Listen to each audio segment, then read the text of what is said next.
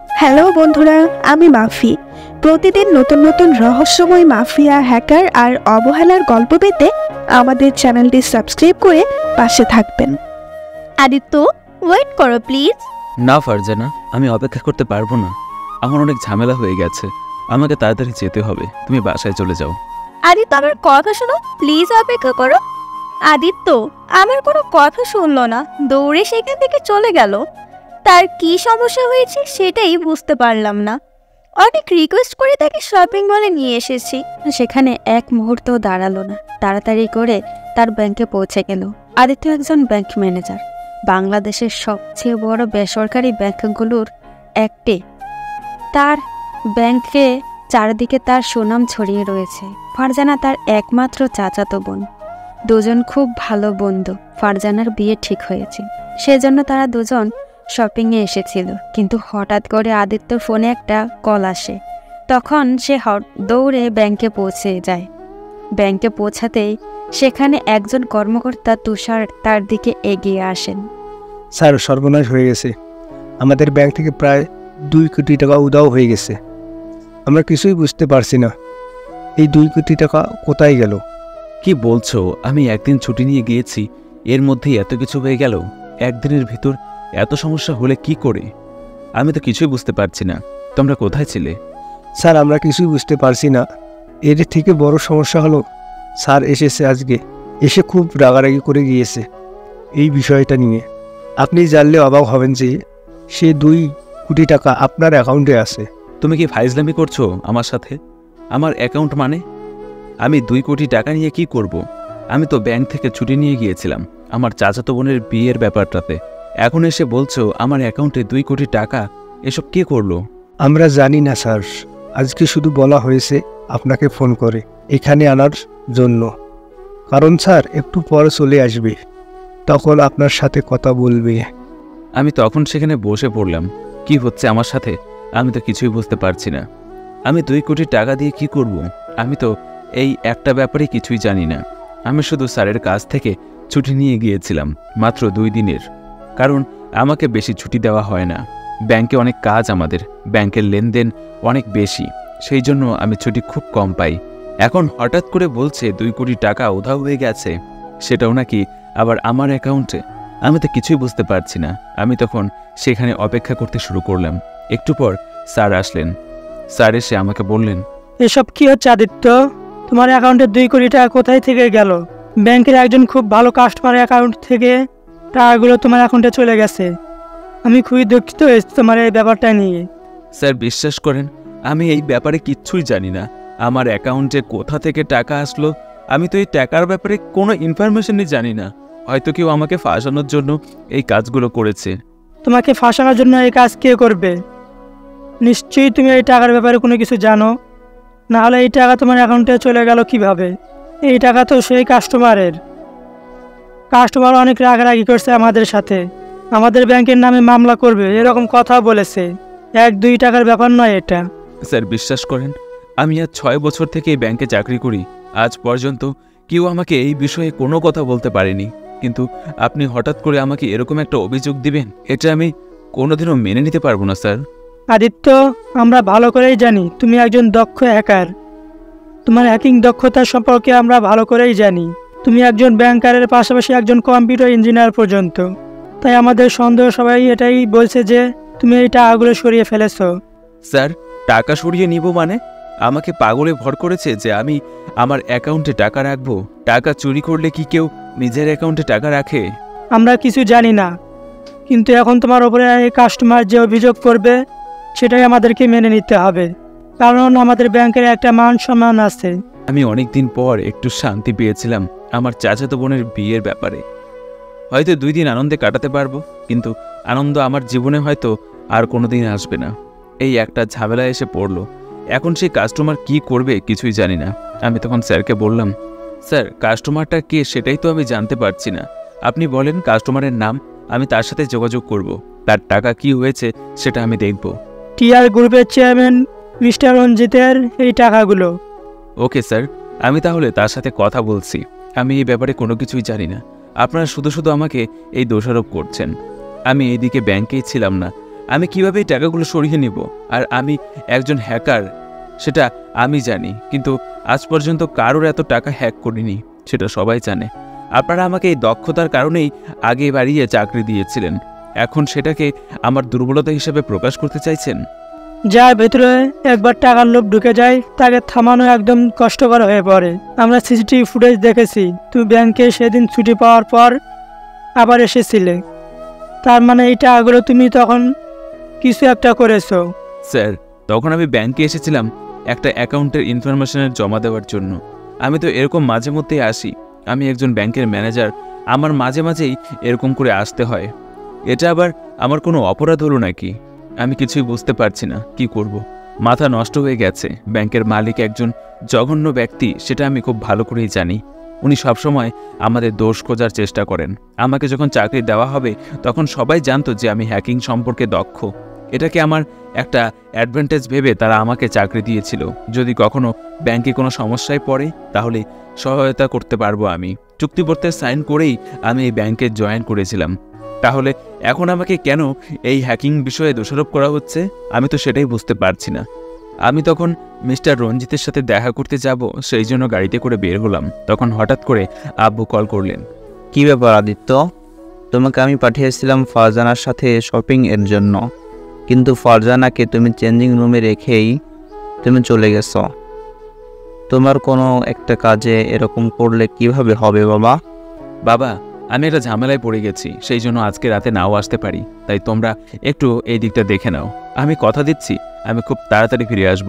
কি ঝামেলায় পড়েছো বাবা? তোমাকে বলেছিলাম না তুমি এই চাকরি করবে না?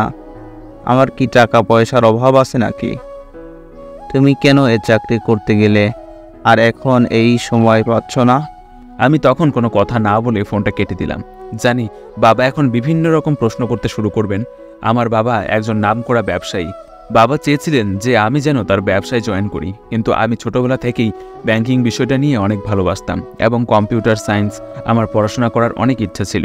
সেই জায়গা থেকে আমি ব্যাংকের পাশাপাশি একজন কম্পিউটার ইঞ্জিনিয়ার। সেজন্য আমি চেয়েছি আমি নিজে কিছু একটা করতে। বাবার সাহায্য নিয়ে যদি করি তাহলে আমি কিছু একটা করতে পারবো না। যদি কোনোদিন আমি কোনো ঝামেলায় পড়ি তাহলে নিজের কর্মদক্ষতা আমি দেখাতে পারবো না। সেই জন্য আমি শুরু থেকে নিজে কিছু করার একটা চেষ্টা করছিলাম। আমি তখন মিস্টার রঞ্জিতের সাথে দেখা করার জন্য সেখানে গেলাম। তখন বিকাল 3টা বেজে গেছে।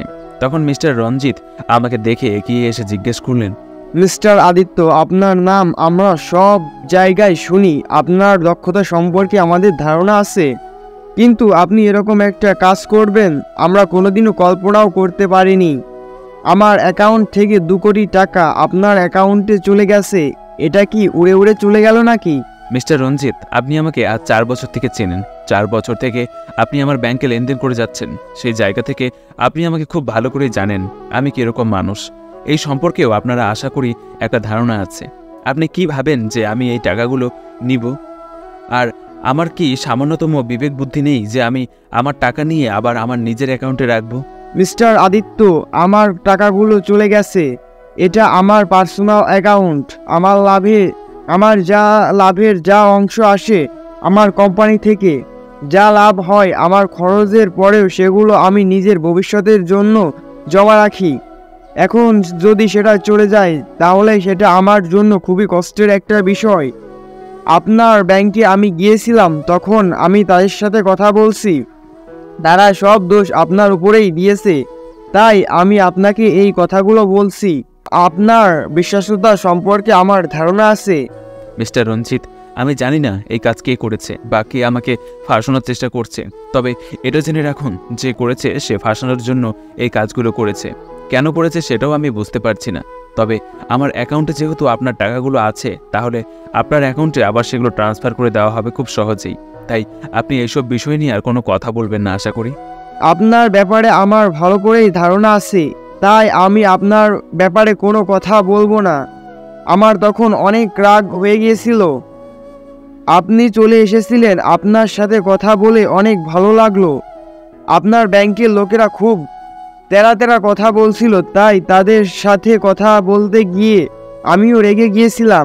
আপনি তখন বলেছিলেন তখন আর কোনো কথা বলবো না, এই বিষয়টা এখানেই শেষ করে দেওয়া যাক। আমি তখন তার কাছ থেকে চলে আসলাম। এসে ব্যাংকের সবার সাথে কথা বলে তার অ্যাকাউন্টে টাকা ট্রান্সফার করে আবার বাসায় ফিরে গেলাম। এখন আমাকে যে করেই হোক খুঁজে বের করতে হবে ওই টাকার আসল কারসাজি মালিককে, কে এই কাজগুলো করেছে আর কেনই বা করেছে সেটা আমাকে জানতে হবে। বাসায় ফিরতে সন্ধ্যা হয়ে গেল। সন্ধ্যার পর বাসায় ফিরে এসেছি। বাসায় বিয়ের আমেজ চলছে এখনও, কারণ কালকে সকালেই ফারজানার বিয়ে হয়ে যাবে।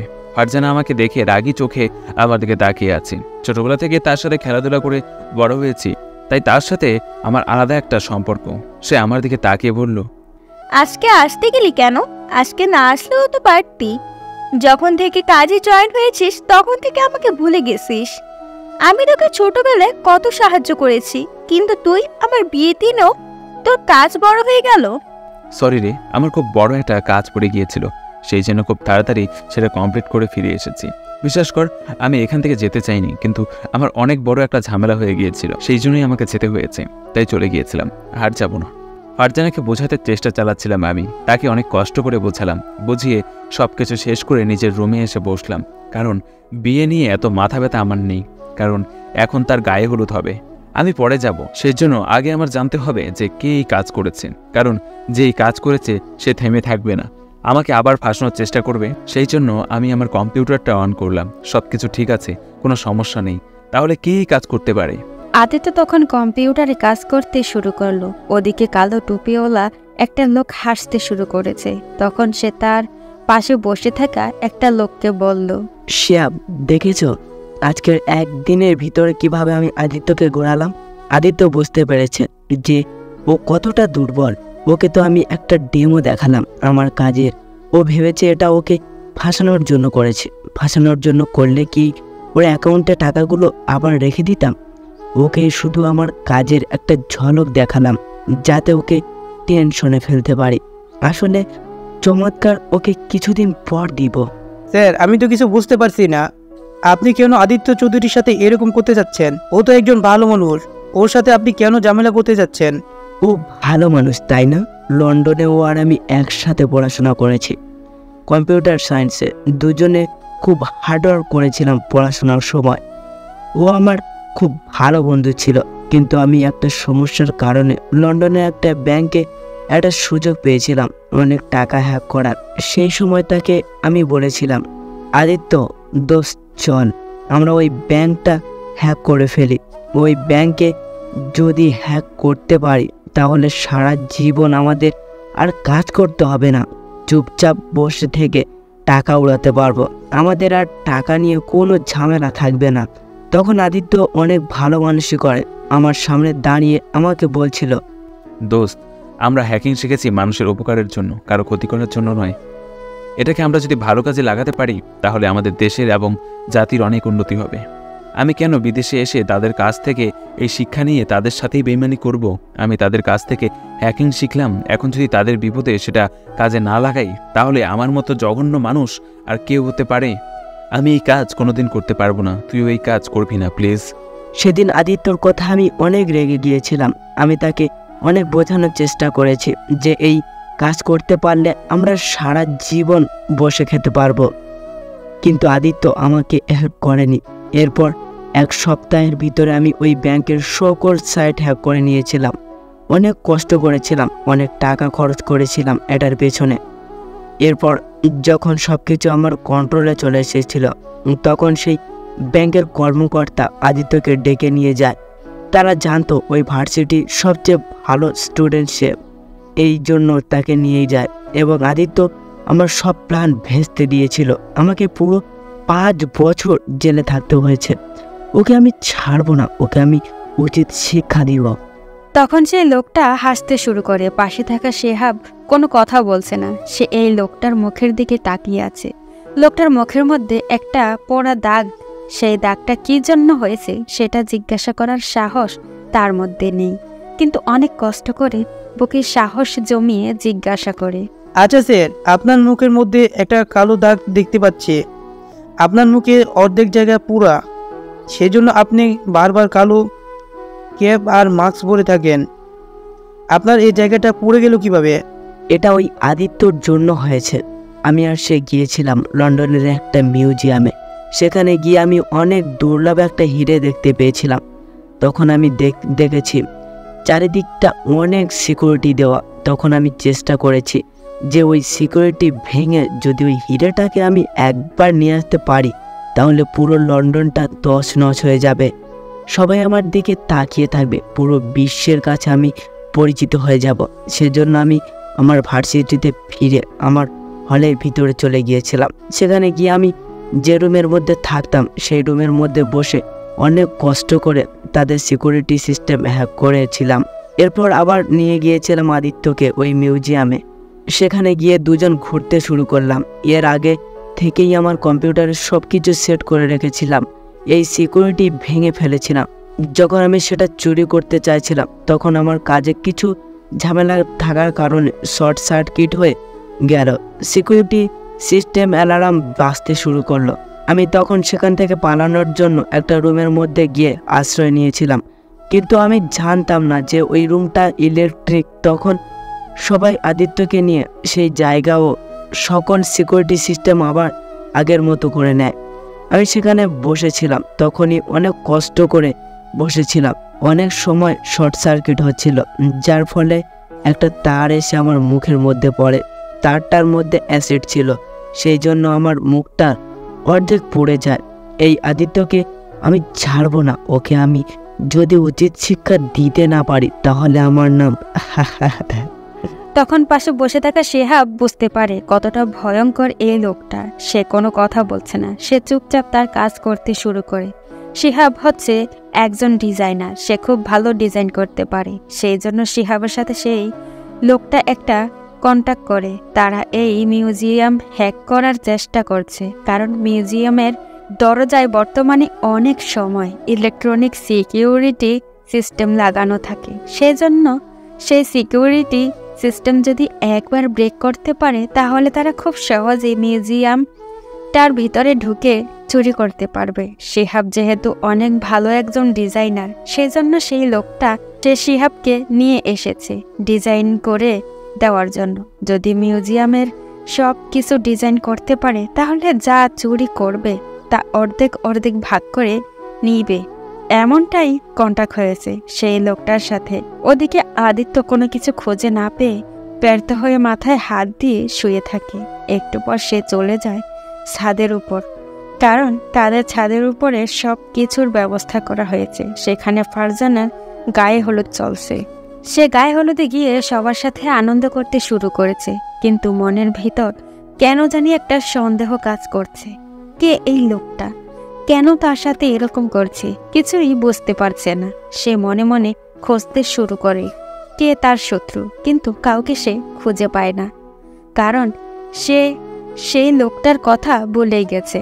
আদিত্য তখন সামনের দিকে তাকায়। হঠাৎ করে একটা মেয়েকে দেখে সে চমকে যায়, কারণ সামনে পুলিশ অফিসার তিশা দাঁড়িয়ে আছে।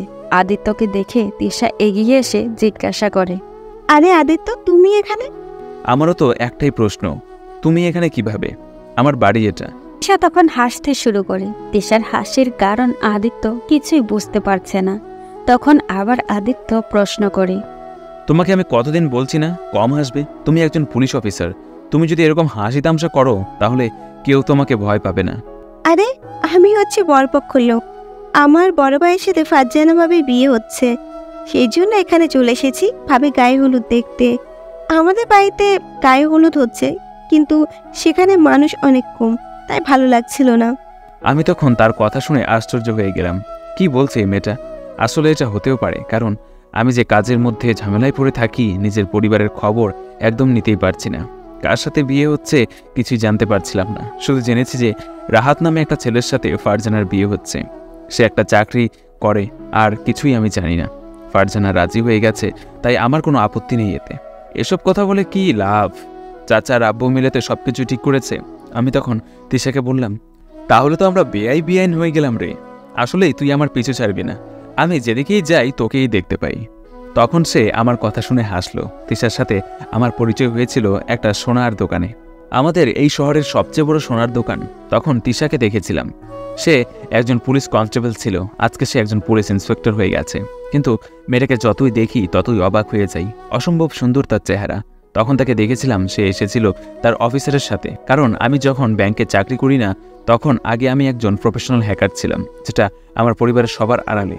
আমি কারো সামনে সেটা প্রকাশ করতাম না, শুধু কেউ বিপদে পড়লে তাকে সাহায্য করার চেষ্টা করতাম।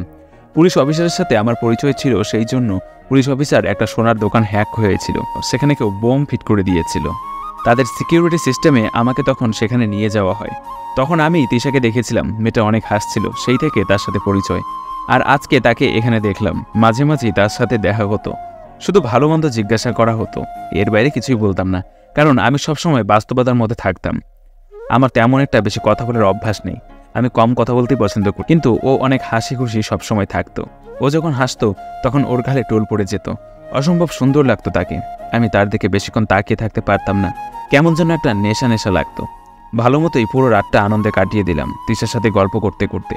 মেয়েটা এত বেশি কথা বলতে পারে, আমাকে একদিনের ভিতরে এত কথা বলিয়েছে যা আমি 1 বছরেও বলিনি। একদম শেষ রাতে তাকে গিয়ে বাসায় পৌঁছে দিতে হয়েছে, কারণ কালকে তারা বরযাত্রী হিসেবে এই বাসায় আসবে। আমি তখন বাসায় দিয়ে ফিরে আসলাম। বাসায় ফিরে আসতেই ফারজানা আমার সামনে এসে বলল, কালকে তো আমি এই বাড়ি ছেড়ে চলে যাব। অনেক মজা করেছি তোর সাথে ছোটবেলা থেকে, তুই আমাকে অনেক সাহায্য করেছিস। তোর কথা অনেক মনে পড়বে, তোকে অনেক বেশি মিস করবো আদিত্য। আমি তখন ফারজানাকে জড়িয়ে ধরলাম। ছোটবেলা থেকে আমার একটা মাত্র বন্ধু। আমি কারোর সাথে বন্ধুত্ব তেমন একটা করিনি, কারণ বেশি কথা বলতে পছন্দ করতাম না, সেই জন্য ফারজানাই আমার একমাত্র বন্ধু ছিল। ফারজানাকে জড়িয়ে ধরে কান্না করতে শুরু করলাম। সত্যি বলতে এখন ওকে মিস করার বিষয়টা আমি বুঝতে পারছি। তুই কোনো চিন্তা করিস না ফারজানা, আমি ছুটি পেলেই তোর সাথে দেখা করতে যাব। আর ওখানে তিশা আছে, তোর সময় অনেক ভালো কাটবে। মেয়েটা অনেক হাসি খুশি, তোকে অনেক সাহায্য করবে। সারা জীবন মেয়েদের দোষ খুঁজে গেলি, আজকে হঠাৎ করে মেয়েদের প্রশংসা করছিস, তাও আবার আমার ননদের। কি ব্যাপার, প্রেমে পড়ে গেলেই নাকি? এই জন্যই তোর সাথে কোনো কথা বলতে চাই না, সবসময় সিরিয়াস মোমেন্টে এরকম কথা বলিস। তোর সাথে আমার ইমোশনাল ফিলিংসের কথা হচ্ছিল, হঠাৎ করে এরকম একটা কথা বললি, এখন কি বলবো বল তোকে? আচ্ছা ঠিক আছে, যেহেতু ইমোশনাল ফিলিংসের কথা বলছিলাম, তাহলে চল আবার ইমোশনাল ফিলিংসে ফিরে যাই। ও অনেক হেসে কথাগুলো বলছিল, আমিও রাগ করে সেখান থেকে চলে আসলাম। সকাল হতেই ফারজানার বিয়ের তোড়জোড় শুরু হলো, সবাই বিয়ে নিয়ে অনেক ব্যস্ত। দুপুরের দিকে বরযাত্রীরা সবাই চলে আসলো। তিশাকে দেখে আমি অবাক দৃষ্টিতে তার দিকে তাকিয়ে আছি। শাড়ি পরছে মেয়েটা, সবসময় পুলিশের ড্রেসে দেখেছি, কালকে দেখেছি সালোয়ার কামিজ পরা অবস্থায়, আজকে দেখছি শাড়ি পরা অবস্থায়। অসম্ভব সুন্দর লাগছে। আমি তার দিকে তাকিয়ে আছি, সে আমার দিকে এসে বলল, তোমাকে কিন্তু অনেক সুন্দর লাগছে আদিত্য, পাঞ্জাবি পরাই। আমি সবসময় শার্ট প্যান্ট পরি, আজকে হঠাৎ করে পাঞ্জাবি পরলাম, কারণ বিয়েতে সবাই এক রঙের পাঞ্জাবি পরেছে। আমি তার কথা শুনে নিজের দিকে তাকালাম, সত্যি কি আমাকে সুন্দর লাগছে? আমি তখন তাকে বললাম, তোমাকেও অনেক বেশি সুন্দর লাগছে আজকে। যদি তোমাকে কোনো ছেলে দেখে তাহলে সত্যি প্রেমে পড়ে যাবে, তোমাকে এত বেশি সুন্দর লাগছে শাড়িতে। তাহলে তুমিও কি আমার প্রেমে পড়বে? বলেই হাসতে হাসতে সে এখান থেকে চলে গেল। আমি তার দিকে তাকিয়ে আছি, তার কথার আগামাথা কিছুই বুঝতে পারলাম না, আমি বোঝার চেষ্টাও করলাম না। সেখান থেকে চলে গেলাম। ফারজানার বিয়ে শেষ হলো। ফারজানা যাওয়ার সময় জড়িয়ে ধরে অনেক কান্না করেছে। আমার অনেক কষ্ট হচ্ছিল। অনেক দিনের বন্ধুকে ছেড়ে চলে যাওয়ার কষ্টটা কতটুকু সেটা বলে বোঝাতে পারবো না। মনটা খারাপ হয়ে গিয়েছিল। প্রথম দিন এভাবেই কাটালাম। কালকে থেকে আবার অফিসে জয়েন হতে হবে, সেই জন্য তাড়াতাড়ি ঘুমিয়ে পড়লাম। পরের দিন সকালে উঠে তাড়াতাড়ি করে চলে গেলাম ব্যাংকে যাওয়ার পর একজন কর্মকর্তাকে ডেকে নিয়ে আসলাম, কারণ তার সাথে আমার কিছু ভালো সম্পর্ক রয়েছে। নাবিল ব্যাংকের অ্যাসিস্ট্যান্ট ম্যানেজার, তার সাথে আমার খুব ভালো সম্পর্ক, ছেলেটা খুব ভালো। আমি তখন তাকে ডেকে নিয়ে আলাদা আমার কেবিনে নিয়ে আসলাম। সে আমাকে বলল, স্যার আমাকে ডেকেছিলেন, বলেন কি জন্য? নাবিল, আমি তোমাকে অনেক বেশি বিশ্বাস করি, আর তুমিও আশা করি আমার কাজের সম্পর্কে ধারণা রাখো। আমি সেই দিনের ঘটনার কথা জানতে চাই। আমি অফিসে ছিলাম না, কিন্তু আমাকে কিভাবে ভাসানো হলো ওই ব্যাপারটা কি তোমার কোনো ধারণা আছে? স্যার আমি এই বিষয়টা খুব ভালো করে চিন্তা করে দেখছি। এই বিষয়টা আমার মাথায় আসছে না, কি হচ্ছে আমি তো কিছুই বুঝতে পারছি না। 2 দিন থেকে ব্যাংকে বিভিন্ন সময় বিভিন্ন অ্যাকাউন্টে ঝামেলা হচ্ছে। আমি নিজেও অনেক অ্যাকাউন্ট চেক করেছি, যেখানে অনেক ইনফরমেশান ভুল হচ্ছে। এরপর সঠিক ইনফরমেশান আবার ভুলও হয়ে যাচ্ছে, আবার পাল্টে যাচ্ছে সব কিছু। এরকম বিভিন্ন ঝামেলা পড়ে গেছে ব্যাংকে, আমি কিছুই বুঝতে পারছি না। এটা নিয়ে খুব ঝামেলা হবে। কেউ একজন আমার পিছনে লেগে গেছে। আমি যেই কাজ করতে যাচ্ছি সেই কাজই আমার সমস্যা করে দিচ্ছে। এখন আমি সমস্যায় পড়ে যাব, কি করব কিছুই বুঝতে পারছি না। ব্যাংকের কাউকে তোমার সন্দেহ হয়? স্যার আমি কি বলবো, আমার সন্দেহের তালিকায় কেউ নেই। তবে আমি একজনের কাজকর্মে কিছুটা অস্বাভাবিক মনে হয়েছে। সে হচ্ছে আমাদের ব্যাংকের যে ক্যাশ ম্যানেজার। সে কিছুদিন ধরে অস্বাভাবিক আচরণ করছে। ব্যাংকের সময় সময় চলে আসতেছে, আমি কিছুই বুঝতে পারছি না। সে আগে ব্যাংকের মাঝে মাঝেই ছুটি চাইতো, কিন্তু এখন কোনো ছুটি যাচ্ছে না। এরপর কাজে অনেক ঝামেলা করে, এরপর কারোর সাথে তেমন কোনো কথাও বলে না। ওর কাজে আমার কিছুটা অস্বাভাবিক মনে হচ্ছে। আপনি ওর ব্যাপারে নজর রাখতে পারেন। তাহলে তুমি এক কাজ করো, আমি যেটা বলছি সেটাই করো। ও যখন লাঞ্চের সময় ব্যাংক থেকে বেরিয়ে যাবে ক্যান্টিনে, তখন তুমি ওর পেন ড্রাইভটা আমার কাছে নিয়ে আসবে। ওর কম্পিউটারে যে পেন ড্রাইভ লাগানো আছে সেটা আমার কাছে নিয়ে আসবে তাড়াতাড়ি, ঠিক আছে? স্যার, আপনি চিন্তা করবেন না। ও লাঞ্চের সময় ক্যান্টিনে গেলেই আমি এটা নিয়ে আসবো। আমি তখন বসে বসে চিন্তা করতে থাকলাম, ওর দ্বারা এই কাজ সম্ভব নয়। কারণ ক্যাশ ম্যানেজার যে, তার নাম রিফাত, ছেলেটা তেমন একটা দক্ষ নয় এসব বিষয়ে, তাই তার দ্বারা এসব কাজ করা অসম্ভব। কিন্তু সে এই কাজের সাথে জড়িত থাকতে পারে, সেই জন্য তার পেনড্রাইভটা আমি চেক করতে চাচ্ছিলাম। লাঞ্চের সময় আমি ক্যান্টিনে না গিয়ে বসে আছি নিজের কেবিনে। একটু পর নাবিল তাড়াতাড়ি করে আমার রুমে ঢুকলো। রুমে ঢুকে পেনড্রাইভটা আমার হাতে দিল। আমি সঙ্গে সঙ্গে আমার কম্পিউটারে লাগিয়ে চেক করতে শুরু করলাম। দেখতে শুরু করলাম কম্পিউটারে কোনো ভাইরাস ঢুকছে কিনা, কিন্তু কোনো সমস্যা নেই। তখন হঠাৎ করে মেল বক্সটা আমার চোখের সামনে আসলো, যেখানে তার পার্সোনাল মেইলে কেউ একজন কিছু একটা অফার করেছে। আমি তখন সেটা চেক করলাম। চেক করে দেখি আমার কম্পিউটারের পাসওয়ার্ড এবং আমার ফাইলগুলোর পাসওয়ার্ড যদি সে দিতে পারে, তাহলে তাকে অনেক টাকা অফার করা হয়েছে। তার মানে কি আমার ইনফরমেশন রিফাত দিয়েছে? আমার তখন মাথায় রাগ উঠে গেল। আমি তখন সেখানে বসে থাকলাম। একটু পর নাবিলকে পাঠিয়ে দিলাম পেনড্রাইভটা সহ। যখন আমাদের ডিউটি শেষ হলো, সবাই বাড়ি যাওয়ার জন্য প্রস্তুতি নিয়েছে, তখন আমি রিফাতকে বললাম, রিফাত তুমি আমার সাথে চলো, আমার গাড়িতে করে তোমাকে নিয়ে ড্রপ করে দিব। আমি মাঝে মাঝে আমার কিছু কর্মকর্তাদের এরকম নিজেই পৌঁছে দিই, কারণ তাদের কোনো পার্সোনাল কার নেই।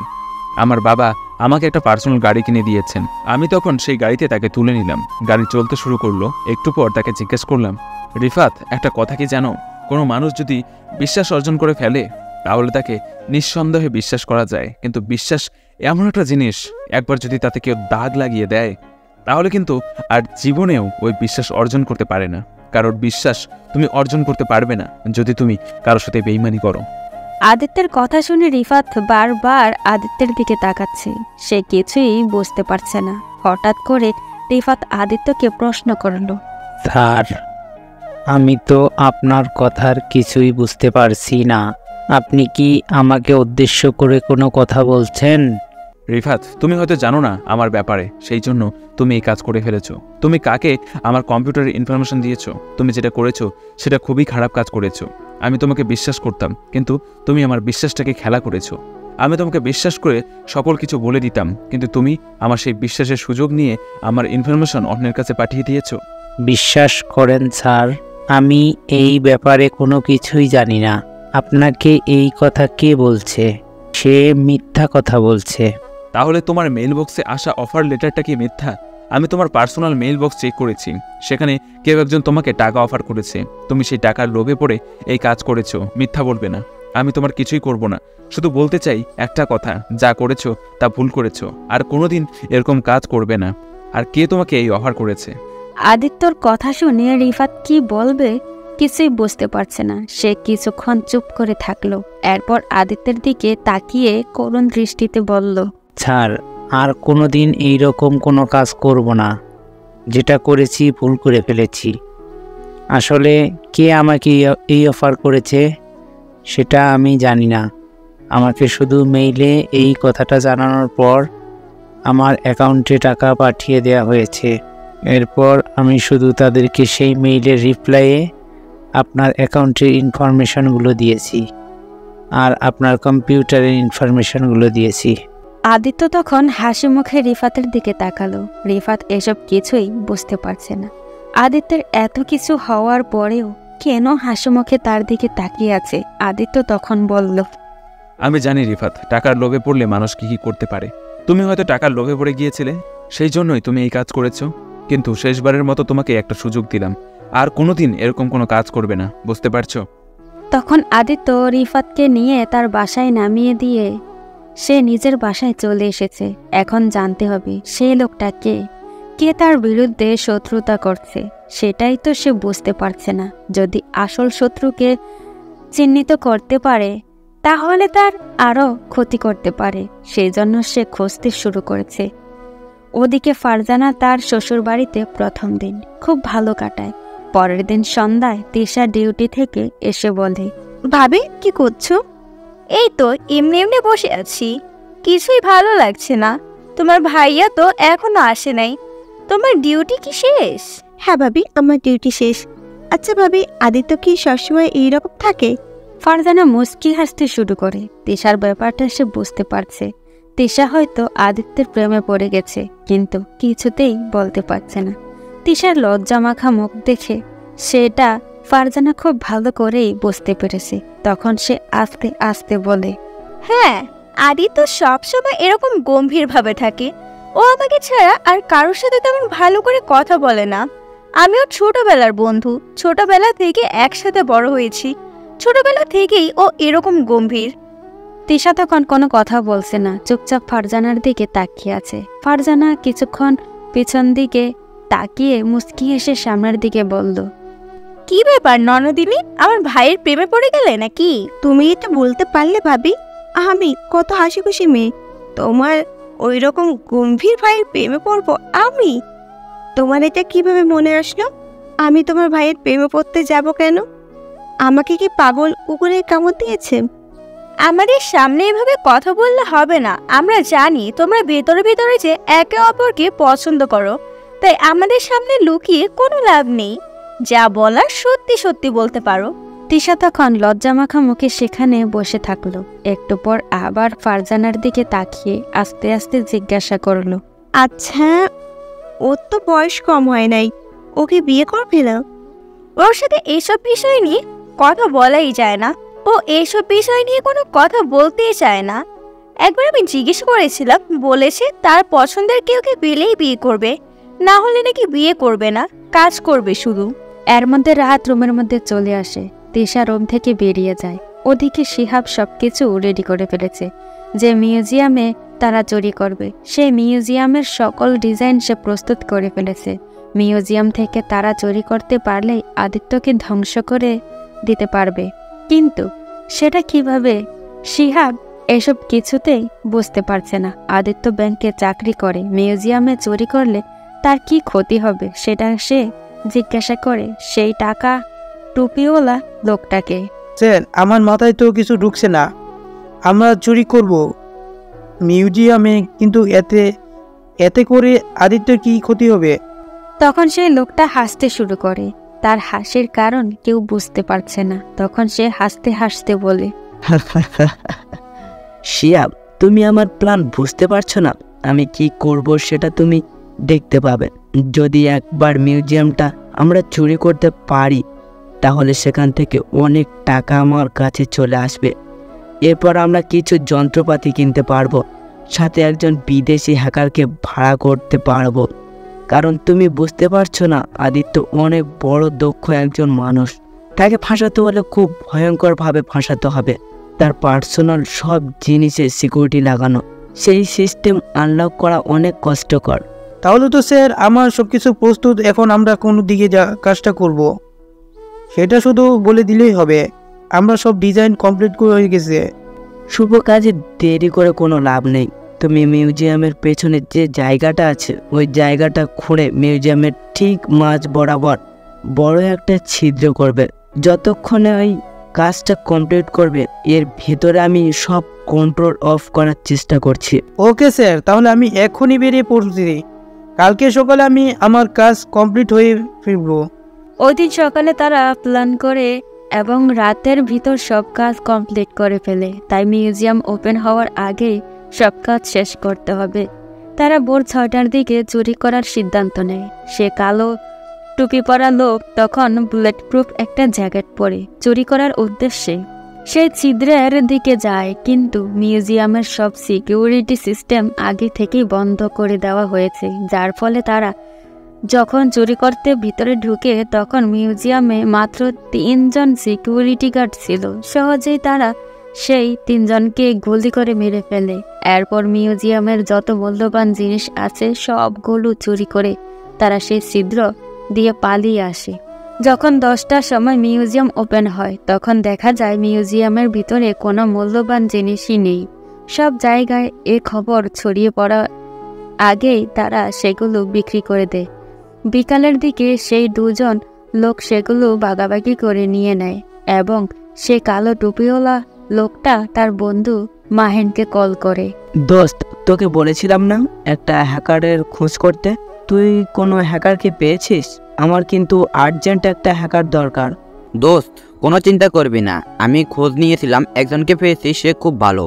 শুধু মুখে বললেই হবে না, কাজে ভালো থাকতে হবে। তোকে তো আমি এক্সপ্লেন করেছি কি জন্য আমার এখন হ্যাকার প্রয়োজন। আমার সবচেয়ে বড় শত্রুকে আমি শেষ করে দিতে চাই, ওকে একদম ভেতর থেকে ধ্বংস করে দিতে চাই। সেই জন্য আমার একজন প্রয়োজন। তুই তাড়াতাড়ি একজনকে এখানে ব্যবস্থা করে পাঠিয়ে দে। কিন্তু দোস্ত, এটা জানিস তো, ভালো হ্যাকার পেতে গেলে ভালো টাকা খরচ করতে হবে। তুই এত টাকা দিতে পারবি? তারা কিন্তু অ্যাডভান্স ছাড়া কাজ করে না। টাকা নিয়ে তুই কোনো চিন্তা করবি না, টাকার সব ব্যবস্থা আমি করে ফেলেছি। এখন শুধু তুই ভালো একজন হ্যাকার খুঁজে এনে দে, যাতে 2-3 দিনের ভেতরে আমরা কাজ কমপ্লিট করতে পারি। তুই কোনো চিন্তা করবি না, আমি এবার যে হ্যাকার দেখেছি সে আজ পর্যন্ত 20টা ব্যাংক হ্যাক করে ফেলছে, কিন্তু কেউ তাকে একবার জন্য ধরতে পারেনি। তাই আমি তাদেরকে তোর জন্য সিলেক্ট করেছি। কিন্তু তারা কত টাকা চাইবে? ওরা খুব ভয়ঙ্কর হ্যাকার, সেই জন্য তাদের রেটটা একটু বেশি। এই কাজের জন্য কমসে কম 1 কোটি টাকার দাবি করবে। চিন্তা করবি না, ওই ব্যাংক যদি একবার শেষ করে দিতে পারি তাহলে আমরা প্রায় 200 কোটি টাকার মালিক হয়ে যাব। সেখান থেকে মাত্র 1 কোটি টাকা দিলে কোনো কিছুই হবে না। তাই কোনো চিন্তা করবি না, তাড়াতাড়ি ওই হ্যাকারের সাথে কথা বল। এরপর সে লোকটা ফোনটা রেখে দিল এবং হাসতে শুরু করলো। হাসতে হাসতে সেখানে বসে পড়ল, কারণ কিছুদিন পরে তার স্বপ্ন পূরণ হতে চলেছে। সে তখন তার আরও কিছু পরিচিত লোকদের দিয়ে তার প্রয়োজনীয় কিছু জিনিস বিদেশ থেকে আনিয়ে নেয়, কারণ এখন তার একটি লক্ষ্য সবকিছু একদম শেষ করে দেওয়া। ওদিকে যে হাজার মানুষের স্বপ্ন মরছে ওদিকে তার খেয়াল নেই। পুলিশ খুঁজছে কে এই কাজ করলো, কিন্তু কিছুতেই খুঁজে পাচ্ছিল না। তিশা তখন তার পুলিশ স্টেশনে গেল। তখন পুলিশ কমিশনার তার দিকে এগিয়ে এসে বলল, তিশা, তুমি হয়তো জানতে পেরেছো আমাদের শহরে একটা মিউজিয়ামে চুরি হয়েছে। আমরা চুরির ব্যাপারে কোনো তথ্য জানতে পারছি না। এটা নিয়ে আমরা সরকারের কাছে খুবই লজ্জিত হব, তাই তাড়াতাড়ি ধরতে হবে ওই চোরকে। কিন্তু স্যার, আমি ওই জায়গায় গিয়েছিলাম, চোর এমনভাবে চুরি করেছে তার কোনো অস্তিত্ব সেখানে নেই। শুধু মিউজিয়ামে একটা জায়গা ছিদ্র করা। মনে হচ্ছে চোর এই দিক দিয়েই এসে চুরি করে নিয়ে গেছে। কিন্তু মিউজিয়ামে এত সিকিউরিটি সিস্টেম, সবকিছু কিভাবে চোর বন্ধ করলো? এটা অনেকদিন প্ল্যান করে তারা চুরি করেছে, তাই কেউ এই বিষয়টা জানতে পারেনি। এখন যে করে হোক এর একটা ব্যবস্থা করতে হবে, তাহলে অন্য মিউজিয়ামরা ঝুঁকির মধ্যে পড়বে। তাই যত তাড়াতাড়ি ধরে ফেলতে হবে। ওকে স্যার, আপনি কোনো চিন্তা করবেন না, আমি আমার সর্বোচ্চ চেষ্টা করব। এরপর পুলিশ কমিশনার সেখান থেকে চলে গেলেন। তিশা তখন মাথায় হাত দিয়ে বসে পড়ল। কি করবে সে? কে চোর কিছুতেই জানতে পারছে না। এত দক্ষভাবে কোনো চোর চুরি করতে পারে সে আজ পর্যন্ত কোনোদিন দেখেনি। মিউজিয়ামের এত ভয়ঙ্কর সিকিউরিটি সিস্টেম কিভাবে এত তাড়াতাড়ি ভেঙে ফেলত? সে মনে মনে সিদ্ধান্ত নিল যে আদিত্যের সাথে এই বিষয়টা নিয়ে কথা বলবে। সেজন্য বিকেলের দিকে যখন আদিত্যের ব্যাংক ছুটি হয়ে যায় তখন তার বাসায় গেল। আদিত্য তখন অবাক হয়ে জিজ্ঞাসা করল, কি ব্যাপার তিশা, তুমি হঠাৎ করে আমাদের বাসায়? আসলে আজকে একটা কাজের বিষয় নিয়ে কথা বলতে চেয়েছিলাম। আমাদের শহরে একটা মিউজিয়ামে চুরি হয়েছে, সেই বিষয়টাই হয়তো তুমি জানতে পেরেছো। এই চোরের ব্যাপারটা আমার ওপর দায়িত্ব এসে পড়েছে, কিন্তু আমি বুঝতে পারছি না মিউজিয়ামে এত ভয়ঙ্কর সিকিউরিটি সিস্টেম ওই চোর কিভাবে এত তাড়াতাড়ি ভেঙে ফেললো। আমার মনে হয় এটা তারা অনেক আগেই প্ল্যান করেছে এবং এই সিকিউরিটি সিস্টেম ভঙ্গ করার জন্য অনেক দক্ষ একজন মানুষের প্রয়োজন। আমার মনে হচ্ছে সেই চোর একজন কোনো দক্ষ ব্যক্তি, না হলে এই কাজ কোনো সাধারণ চোর করতে পারবে না। আদিত্য, তুমি কি আমাকে এই বিষয়ে কোনো সাহায্য করতে পারবে? আসলে দায়িত্ব এসে আমার উপর পড়েছে। চোর কোনো চিহ্নই রেখে যায়নি। এখন আমি কিভাবে চোরকে ধরবো? এটা একটা সরকারি মিউজিয়াম, সেই জন্য অনেক বেশি চাপ এসে পড়েছে। কোনো কিছু বুঝতে পারছি না, সেই চোরকে কিভাবে ধরবো? এ ব্যাপারে আমি যদি আগে জানতে পারতাম তাহলে হয়তো সাহায্য করতে পারতাম, কিন্তু এটা চুরি হয়ে গিয়েছে। এখন তাদের হাতেই মালামাল চলে গেছে, আর তারা হয়তো এতক্ষণ সেটা বিক্রিও করে দিয়েছে। তাই এই বিষয়টা নিয়ে আমি আর কোনো সাহায্য করতে পারবো না। যদি আমি আগে জানতে পারতাম তাহলে হয়তো তাদের বিরুদ্ধে কিছু একটা করতে পারতাম, কিন্তু এখন সবকিছু হাতের বাইরে চলে গেছে। তিশা তখন মন খারাপ করে সেখান থেকে চলে যায়। কি করবে সে? কিভাবে চোরকে ধরবে? তখন সে চলে যায় তার পুলিশ স্টেশনে। ওদিকে আদিত্য বসে বসে চিন্তা করতে থাকে, সত্যি তো কে করলো এই কাজ? এটা তো কোনো সাধারণ মানুষের পক্ষে করা সম্ভব না। এটা খুব ভয়ঙ্কর একটা কাজ। এটা সত্যি ভালো হ্যাকার ছাড়া করতে পারবে না। কিন্তু যখন তিশা এসেছিল তখন তার চিন্তা থেকে এসব কিছু বেরিয়ে যায়। শুধু তিশাকে নিয়ে চিন্তা করতে থাকে। সে তিশাকে সামনে দেখলে কেমন জানি অদ্ভুত ফিলিংস হতে থাকে তার মনে। কিছু সে বুঝতে পারে না, শুধু তার কথাই মনে পড়ে। আদিত্য আনমনে বলে ওঠে, জানি না কে তুমি, চেষ্টা করিনি কখনো জানতে। জানি না কোথায় থাকো, হয়তো এ দেশের কোনো প্রান্তে। দেখিনি তোমায় কখনো। হয়তো তুমি অষ্টদশী কোনো তরুণী, কিংবা লেখকের উপন্যাসে যত্নে গড়া কোনো মায়াবিনী। হয়তো তোমার টানা টানা দুটো চোখের পৃষ্ঠে লোটায় কালো কেশ, কাজলের আঁচড় চোখের তারায় মানায় হয়তো বেশ। হয়তো তোমার কণ্ঠজলে সুমিষ্ট সুর করে খেলা মায়াবিনী। হয়তো তোমার মুখখানি দেখে লোটায় শান্তবেলা। যদিও বা হয়তো বা দেখব না তোমায়, তবুও পড়েছি প্রেমে, যে শুধু মুগ্ধ হয়েছে তোমার দুর্বর্থ নামে। ফিরিয়ে দেবে কি তুমি আমায়? কখনো যদি তোমাকে শুধাই, যাবে কি অদূরে চলে তুমি? যদি ভালোবাসি বলি তোমায়, আমার স্পর্শে কি তোমার হৃদয়ে কখনো বৃষ্টি হয়? না বলো না কিছুই তুমি। যদি ভালোবাসি বলি তোমায়, আমি চাই শুধু তোমার হতে, তোমার নিঃশ্বাসে বিশ্বাসে। আমার সবকিছু তোমার হাতে, চাইলেই নিতে পারো আমার প্রাণ। একাকী নিঃসঙ্গ জীবন তোমারই করে নেবে কি আপন? তোমারই পাশেই মনেরই আকাশে রেখো আমায় আপন করি। আর তো কিছু চাই না আমি। তুমি কি আসবে পথ ভোলা নদীর দেশে? ঢেউে ঢেউে ভাসবো হৃদয়, হব দুজন দুজনের সাথী।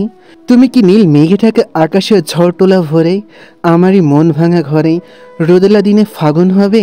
তুমি কি দেবে বাবুই পাখির ঠোঁটে ঠোঁটে বোনা সুখের বসতি? হে আমার প্রিয়তমা। ছি, আমি কি ভাবছি? তিশা হয়তো আমাকে নিয়ে এসব কিছুই চিন্তা করে না, কিন্তু আমি সব কিছু কেন চিন্তা করছি? আমি কি তিশার প্রেমে পড়ে গেলাম নাকি? না, এটা হতে পারে না। কিন্তু আমি যে নিজের মনকে বোঝাতে পারছি না। কি করব কিছুই মাথায় আসছে না। সব দিক দিয়ে যেন ঝামেলা এসে আমার মাথায় ভর করেছে। কি করব কিছুই বুঝে উঠতে পারছি না। শুধু ওর কথাই মনের ভেতর ওঠে আর পড়ে। আদিত্য এসব চিন্তা ব্যস্ত তখন আস্তে আস্তে রাত হতে শুরু করলো। গভীর রাতে হঠাৎ করে সে কালো টুপিওয়ালা লোকটার দরজায় কেউ একজন নক করলো। দরজা খুলে সামনের মানুষটাকে দেখে সে জড়িয়ে ধরে হাসতে হাসতে বলল, আরে নীলা, তুমি এখানে? আমি তো কল্পনা করতে পারছি না তুমি আমার সাথে দেখা করতে চলে এসেছো। আমি তোমাকে বলেছিলাম তুমি কোনো চিন্তা করবে না। ওই আদিত্যকে এমন শিক্ষা দিব আর কোনোদিন আমাদের সাথে লাগতে আসবে না।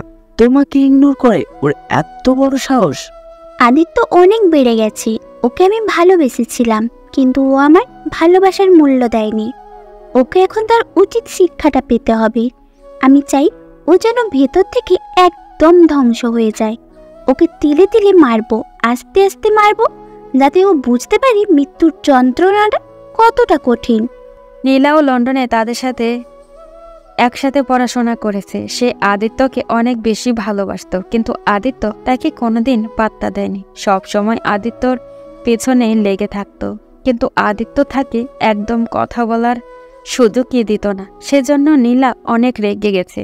যখন শুনতে পেল যে সেই লোকটার আর আদিত্যর মধ্যে ঝামেলা লেগে গেছে, তখন সেটার সুযোগ ব্যবহার করলো সে লোকটার সাথে আদিত্যকে ধ্বংস করে দিতে যাচ্ছে। তখন কালো টুপিওয়ালা লোকটা বলল, তুমি কোনো চিন্তা করো না, আমি মোহিনীর সাথে কথা বলেছি।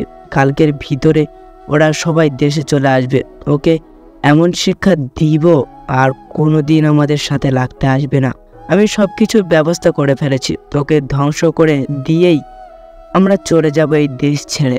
আমি ব্যবস্থা করে ফেলেছি, তুমি কোনো চিন্তা করো না। সময় মতো আমরা সবাই এখান থেকে চলে যাব, এরপর শুধু মজা দেখার অপেক্ষা। তখন তারা দুজন হাসতে শুরু করলো। এভাবে আরও একটা দিন চলে গেল। পরের দিন ঠিক একই সময় রাত 3টার দিকে হঠাৎ করে দরজায় কেউ কড়া নাড়ল। দরজা খুলে মাহিনকে দেখে সেই লোকটা জড়িয়ে ধরে বলল, দোস্ত, তুই এসেছিস। আমি তোর জন্য অনেকক্ষণ ধরে অপেক্ষা করেছিলাম। তুই ওদেরকে নিয়ে এসেছিস? তখন পিছন থেকে 2টা লোক সামনে আসে। বয়স বেশি নয়, 21-22-এর কাছাকাছি। লোকটা তখন হাত বাড়িয়ে বলল, হ্যালো, আমি জর্জ, আর এই হচ্ছে আমার বন্ধু রায়ান। রায়ান এবং জর্জ দুজনেই খুব ভয়ঙ্কর দুজন হ্যাকার। পুরো 20টা ব্যাংক হ্যাক করেছে তারা দুজন মিলে, কিন্তু কেউ তাদেরকে ধরতে পারেনি। যখন তার ভিতরে কি সব প্ল্যান সাজাতে শুরু করলো, তখন সেই কালো টুপিওয়ালা লোকটা বলল, জর্জ, আমি সব কিছুর ব্যবস্থা করে ফেলেছি। এখানে সব কিছুর ব্যবস্থা করা আছে, যা যা প্রয়োজন সব কিছু আমি আগে থেকে আনিয়ে রেখেছি। এখন শুধু সময়ের অপেক্ষা। ওই ব্যাংকটাকে আমাদের কন্ট্রোলে নিয়ে আসতে হবে। তবে ওই ব্যাংকের যত ডকুমেন্টস আছে সব কিছু আমাদের কাছে নিয়ে আসতে হবে। এরপর আমরা ওই ব্যাংকের সব কিছু পরিচালনা করব বিদেশ থেকে। কোনো চিন্তা করো না তুমি, আমাদেরকে অ্যাডভান্স পেমেন্ট করতে হবে। পেমেন্ট করার পরই আমরা কাজ শুরু করব। আশা করা যায় 2 দিনের ভিতরেই সব কাজ কমপ্লিট করে ফেলব। সঙ্গে সঙ্গে সেই কালো টুপিওয়ালা লোকটা আরেকটা রুমে চলে যায়। রুম থেকে বেরিয়ে আসার সময় নিয়ে আসে একটা কালো ব্রিফকেস। এগিয়ে দেশে বিদেশি লোকটার দিকে তাকায়। লোকটা তখন হাসতে শুরু করে, পুরো 1 কোটি টাকা এখানে আছে। তখন সেই লোকটা বলতে শুরু করে, আমাদের কাছে টাকা চলে এসেছে, এখন কাজ শুরু হবে। কোনো চিন্তা করো না, 2 দিনের ভিতরেই তোমাদের কাজ কমপ্লিট করে দিয়ে আমরা এখান থেকে চলে যাব। কেউ কিছু বুঝতেই পারবে না। তোমার কি কি প্রয়োজন সেটা আমাকে বলো। প্রথম কথা, এই ব্যাংকে যত টাকা আছে সবগুলো আমাদের কাছে নিয়ে আসতে হবে। আর দ্বিতীয় হচ্ছে, এই ব্যাংকের মালিকানা আমাদের কাছে নিয়ে আসতে হবে, যাতে বোঝা যায় যে এর সব কিছু প্ল্যান করে করা, এবং ব্যাংকের কোনো কর্মচারী ছাড়া এই কাজ কোনো সাধারণ মানুষ করতে পারবে না। এরকম করতে হবে যাতে করে ওই ব্যাংকের একজন কর্মকর্তাকে আমরা ফাঁসাতে পারি। এসব নিয়ে কোনো টেনশন করো না, সব কিছু রেডি করো। আমরা এখান থেকেই কাজ শুরু করব। আর নেটওয়ার্ক ব্যবস্থা খুব ভালো রাখবে, যাতে কোনো সমস্যা না হয়। কারণ মাঝপথে কোনো কিছুতে থেমে সেটা আবার শুরু করা খুবই কষ্টকর। তাই সব কিছু আগে থেকে ঠিক করে রাখো। আমি জানতাম এরকম কিছু হবে, সেজন্য আমি আগের থেকেই সব কিছু ব্যবস্থা করে রেখেছি। এখন থেকে কাজ শুরু করলে আর কোনো সমস্যা হবে না। সব জিনিসপত্র আমি নতুন নিয়ে রেখেছি, যাতে করে কোনো সমস্যা না হয়। তখন তারা সবাই হাসতে শুরু করে এবং কাজে লেগে পড়ে। ওদিকে আদিত্য পরের দিন অফিসে যায়। অফিসে যাওয়ার পর তার স্যার আসে। স্যার আসার পর আদিত্য বলে, স্যার, আমি কিছুই বুঝতে পারছি না, এই ব্যাংকে কি হচ্ছে। ব্যাংকের অনেক ইনফরমেশন আস্তে আস্তে ভুল হয়ে যাচ্ছে। ইনফরমেশন ইচ্ছে করে কেউ পাল্টে দিচ্ছে। এসব কে করছে আমি কিছুই বুঝতে পারছি না। পরে কিন্তু আপনি আমাকে ঝামেলায় ফেলে দিবেন। আমি এসব নিয়ে অনেক চিন্তায় আছি। যদি ব্যাংকে একবার কিছু হয়ে যায় তাহলে আমরা একদম ভেতর থেকে ধ্বংস হয়ে যাব। আমি কিছুই বুঝতে পারছি না কি করব। তখন তারা দুজন চিন্তায় পড়ে যায়। এরপর আবার সেই কার্যক্রম শুরু করে। সবাই অনেক গুরুত্বপূর্ণ কাজ নিয়ে ব্যস্ত হয়ে পড়ে। ওদিকে সেই লোকগুলো কাজ চালিয়ে যাচ্ছে। প্রথম দিন তারা পুরোটা দিন একবারও কম্পিউটারের সামনে থেকে ওঠেনি। দ্বিতীয় দিন রাত 4টার দিকে তারা সব কিছু কমপ্লিট করে ফেলে। ব্যাংকের যত ইম্পর্ট্যান্ট ফাইল ছিল, যত ডকুমেন্ট ছিল, সব কিছু তারা তাদের কন্ট্রোলে নিয়ে আসে এবং সেগুলো প্রিন্ট আউট করে ফেলে। তখন জর্জ বলে, তোমার সব কাজ কমপ্লিট হয়ে গেছে। তুমি আমাদের যে কাজে এনেছিলে এই কাজ আমরা করে ফেলেছি। এখন তোমার বাকি কাজগুলো করতে হবে। এই কাজগুলো আশা করা যায় তোমরা পারবে। আমি যদি আর এখানে থাকি তাহলে আমার পিছনে পুলিশের লোক লেগে যাবে, কারণ সকল দেশে আমার নামে কেস চলছে। তাই আমাকে ধরে ফেলতে পারে। তাই আমাকে চলে যেতে হবে। আচ্ছা ঠিক আছে, তোমরা চলে যাও। আমরা তোমাদের সাথে কাল সকালের মধ্যে গিয়ে দেখা করব। আমরাও সেখানেই থাকতে চাই না, কিন্তু এর আগে ওই ব্যাংকের মালিকানা সব কিছু আমাদের কাছে নিয়ে আসতে হবে। সকাল 10টার দিকে ব্যাংকের সবাই এসে পৌঁছায়। ব্যাংকে আসার পর তারা সবাই একে অপরের দিকে তাকিয়ে আছে, কারণ ব্যাংকের লকার সহ কোনো একটা জায়গায় একটা টাকা পর্যন্ত নেই। কিন্তু লকারকে চুরি করলো সেটাই কেউ বুঝতে পারছে না। কেউ যদি ব্যাংক হ্যাক করে টাকা নিয়ে যায় সেটা বড় কথা, কিন্তু ব্যাংকের ক্যাশ টাকাগুলো কোথায় গেল এটা কেউ বুঝতে পারছে না। ব্যাংকের লকার রুমের মাঝ বরাবর একটা ছিদ্র, ঠিক সেইভাবে চুরি করা হয়েছে যেভাবে মিউজিয়াম চুরি করা হয়েছিল। তার মানে কি এই দুইটা চুরি কোনো এক ব্যক্তি করেছে? কথাটা জানাজানি হতেই সকল মিডিয়ার কর্মীরা চলে আসে। সবাই এসে নিউজ করছে। বাংলাদেশের সবচেয়ে বড় বেসরকারি ব্যাংক সরকারি ব্যাংক হলে সরকারের পক্ষ থেকে কোনো ব্যবস্থা নেওয়া হতো, কিন্তু এখন জনগণের এই টাকা কে দিবে? ব্যাংকের মালিকের মাথায় হাত। এই কাজ কোনো সাধারণ মানুষের পক্ষে সম্ভব নয়। একজন দক্ষ হ্যাকার ছাড়া এই কাজ কেউ কোনোদিন করতে পারবে না। কিন্তু এই ব্যাংকের এত ইনফরমেশন এত তাড়াতাড়ি কিভাবে কারো কাছে চলে যেতে পারে? সবাই চিন্তায় ব্যস্ত হয়ে পড়েছে। যখন মানুষ শুনতে পারে তাদের এত কষ্টে জমানো টাকা এভাবে চুরি হয়ে গেছে, তখন তারা ব্যাংকের সামনে এসে আন্দোলন করতে শুরু করে। তখন ব্যাংকের মালিক সামনে যান, মানুষ জুতা খুলে তার দিকে ছুঁড়ে মারতে শুরু করে। কিন্তু তিনি এখন টাকা কোথা থেকে দিবেন? কারো পক্ষে এত টাকা দেওয়া সম্ভব নয়। সেই টাকাগুলো চুরি হয়ে গেছে। ওদিকে কালো টুপিওয়ালা লোকটা তার বন্ধু বান্ধব সবাই পাঠিয়ে দিয়ে হাসতে শুরু করে, কারণ সবাই এখন পৌঁছে যাবে লন্ডনে। সবার জন্য ব্যবস্থা করা হয়েছে। সবাই বাড়ি থেকে বেরিয়ে যায়। তখন আরেকটা লোক এসে ভিতরে ঢুকে, লোকটা তখন ভিতরে ঢুকতেই সেই লোকটা বলে ওঠে, তোমাকে যা বলেছিলাম তা ঠিকমতো করেছে তো? ব্যাংকের সব সিকিউরিটি সিস্টেম আমি অফ করে দিয়েছিলাম, সেই জন্য ব্যাংকের কোনো সিকিউরিটি অ্যালার্ম বাজেনি। তুমি সব কিছু চুরি করতে পেরেছো তো? এটা শুধু আমরা দুজনে ভাগ করে নেব, এটার ভাগ আমরা কাউকে দেব না। আপনি কোনো চিন্তা করবেন না স্যার, আপনি যেভাবে বলেছেন সব টাকা আমি নিয়ে এসেছি। আমাদের সেই গোপন জায়গায় লুকিয়ে রেখেছি, এই কথা কেউ জানতে পারবে না। তখন তারা হাসতে শুরু করে, কারণ এই কাজটা সেই লোকটাই করেছে। সবাইকে বলেছে যে ব্যাংকের যত অ্যাকাউন্টে টাকা ছিল সবগুলো তারা হ্যাক করে নিয়েছে। কিন্তু সে জানতো এটা একটা অনেক বড় ব্যাংক, এবং সেই জন্য এই ব্যাংকের লকার রুমে অনেক ক্যাশ টাকা থাকতে পারে। সে আগ থেকেই একটা লোককে লাগিয়ে রেখেছিল, যখন এদিকে কাজ চলবে এর ভেতরে যেন চুরি করতে পারে। সে এই ব্যাংকের সব নিতে চায়, সেই জন্য এই লোকটাকে রেডি করে রেখেছিল। ওদিকে মিডিয়ার লোকেরা উঠে পড়ে লেগেছে। মানুষের এত টাকা আত্মসাৎ হওয়ার কারণে তারা বিভিন্ন মানুষকে প্রশ্ন করতে শুরু করে। এক একজন এক এক মন্তব্য করছে। সবাই অনেক চিন্তায় পড়ে গেছে। পুলিশ স্টেশনে ভিড় জমিয়েছে। মানুষের সবাই কেস করতে চলে এসেছে। কার বিরুদ্ধে কেস করবে? ব্যাংকের মালিকের বিরুদ্ধে। ব্যাংকের মালিক তো নিঃস্ব হয়ে গেছে, সে কোনো কথা বলতে পারছে না। তখন সেই কালো টুপিওয়ালা লোকটা সব কিছু ম্যানেজ করে বিদেশে যাওয়ার জন্য প্রস্তুত হয়ে নেয়। তার টাকাগুলো আলাদা করে একটা অ্যাকাউন্টে ট্রান্সফার করে চলে যায়। এখন যদি সে এত টাকা নিয়ে ইমিগ্রেশন পাড়ি দিতে যায়, তাহলে এখন দেশে এসব নিয়ে অনেক আলোচনা চলছে, সেই জন্য তাকে সন্দেহ করা হতে পারে। সেই জন্য সে অ্যাকাউন্টগুলোতে টাকা ট্রান্সফার করে সামান্য কিছু টাকা নিয়ে দেশের বাইরে যাওয়ার জন্য রেডি হয়ে নেয়। যাওয়ার আগে কয়েকজন ভাড়া করা লোককে সে ব্যাংকের কাস্টমার সাজিয়ে নিয়ে আসে। তখন সেই লোকগুলোর মধ্যে একজনের নাম রাফি। সে রাফিকে বলে, তোমাকে যা বলেছি ঠিক তাই বলতে হবে মিডিয়ার সামনে গিয়ে। তুমি বলবে যে এই ব্যাংকের ম্যানেজারের জন্য সব হয়েছে। এই ব্যাংকের ম্যানেজার একজন দক্ষ হ্যাকার। ম্যানেজার এই সব কাজগুলি করেছে। এই কথাটি তুমি তোমার দলের যতজন লোক আছে সবাইকে নিয়ে বলবে। এতে করে মানুষের ভীষণ ক্ষোভ ঢুকতে শুরু করবে। আর যখন জানতে পারবে সত্যি সত্যি ম্যানেজার একজন হ্যাকার, তখন সব মানুষ ম্যানেজারকে দোষ দিতে শুরু করবে। ওকে স্যার, আপনি কোনো চিন্তা করবেন না। আমার দলে মোট 25 জন ব্যক্তি আছে। 25 জনকে নিয়ে যদি মিডিয়ার সামনে কথা বলি তাহলে সঙ্গে সঙ্গে সেটা ভাইরাল হয়ে যাবে। আর একবার ভাইরাল হয়ে গেলে বুঝতেই তো পারছেন।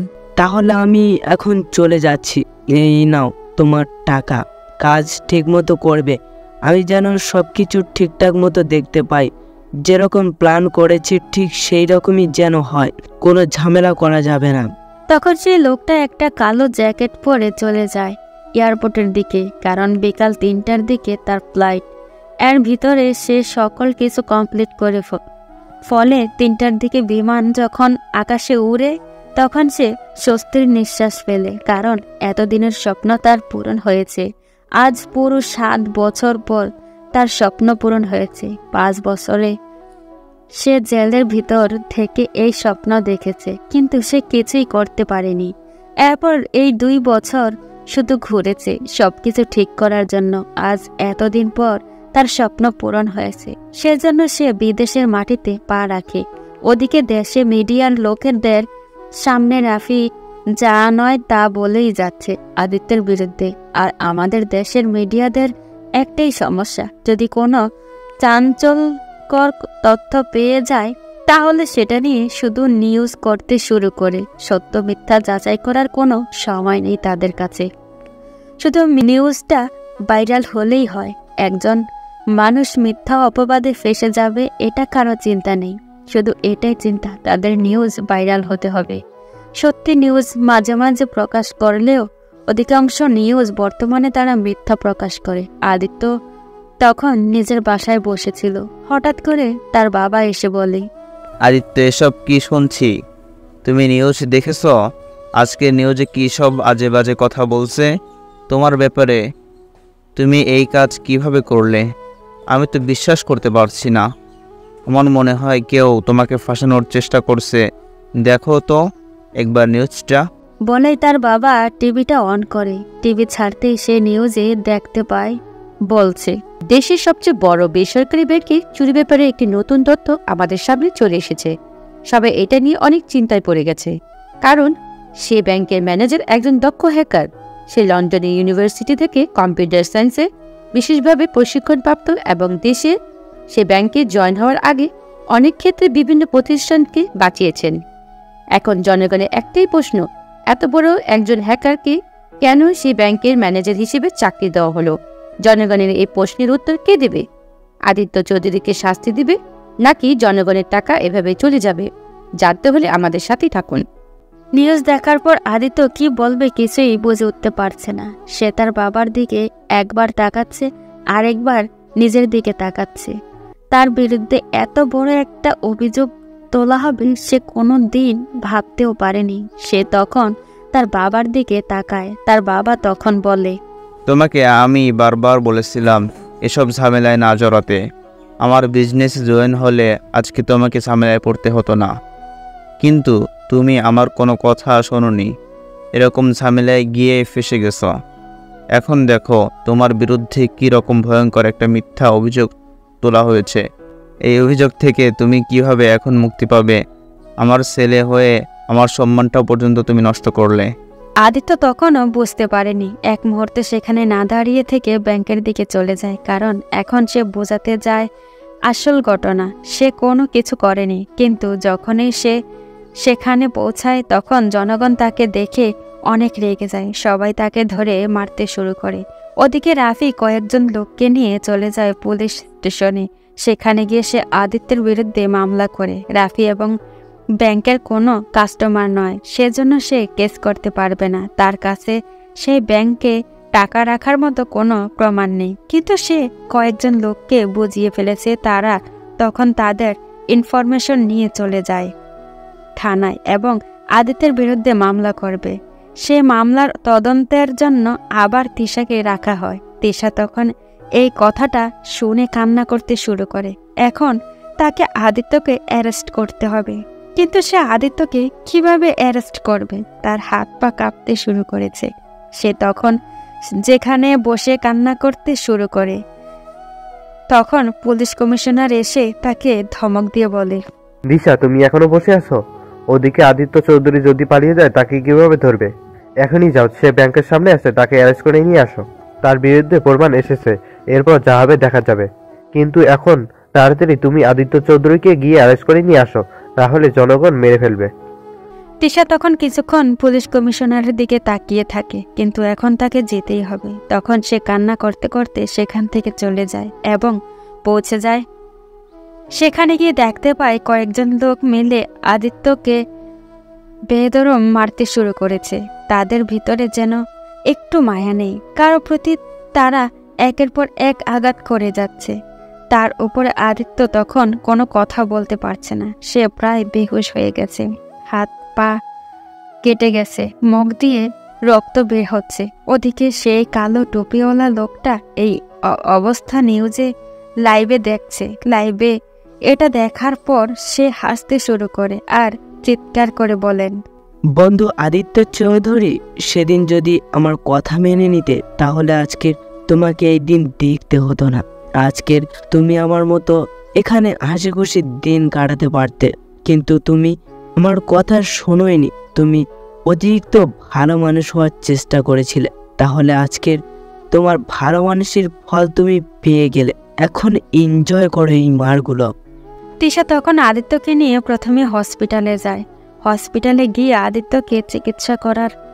আদিত্যকে পুলিশের হেফাজতে রেখে চিকিৎসা করানো হয়। সবাই আদিত্যকে নিয়ে আলোচনা শুরু করেছে। প্রত্যেক টিভি চ্যানেলে তার নাম ছড়িয়ে পড়েছে। সবাই আদিত্যকে অনেক বাজে কথা বলছে, কিন্তু কেউ হয়তো আসল কথা জানতে পারছে না। এরপর আদিত্যকে পাঠানো হয় 2 সপ্তাহ পর রিমান্ডে জিজ্ঞাসাবাদ করার জন্য। সেই কাজের জন্য তিশাকে পাঠানো হয়। তিশা তখন আদিত্যকে নিয়ে একটা রুমের মধ্যে যায়। রুমের মধ্যে নিয়ে গিয়ে আরেকজন পুলিশ অফিসারকে বলে। পুলিশ অফিসার সেখান থেকে চলে যায়।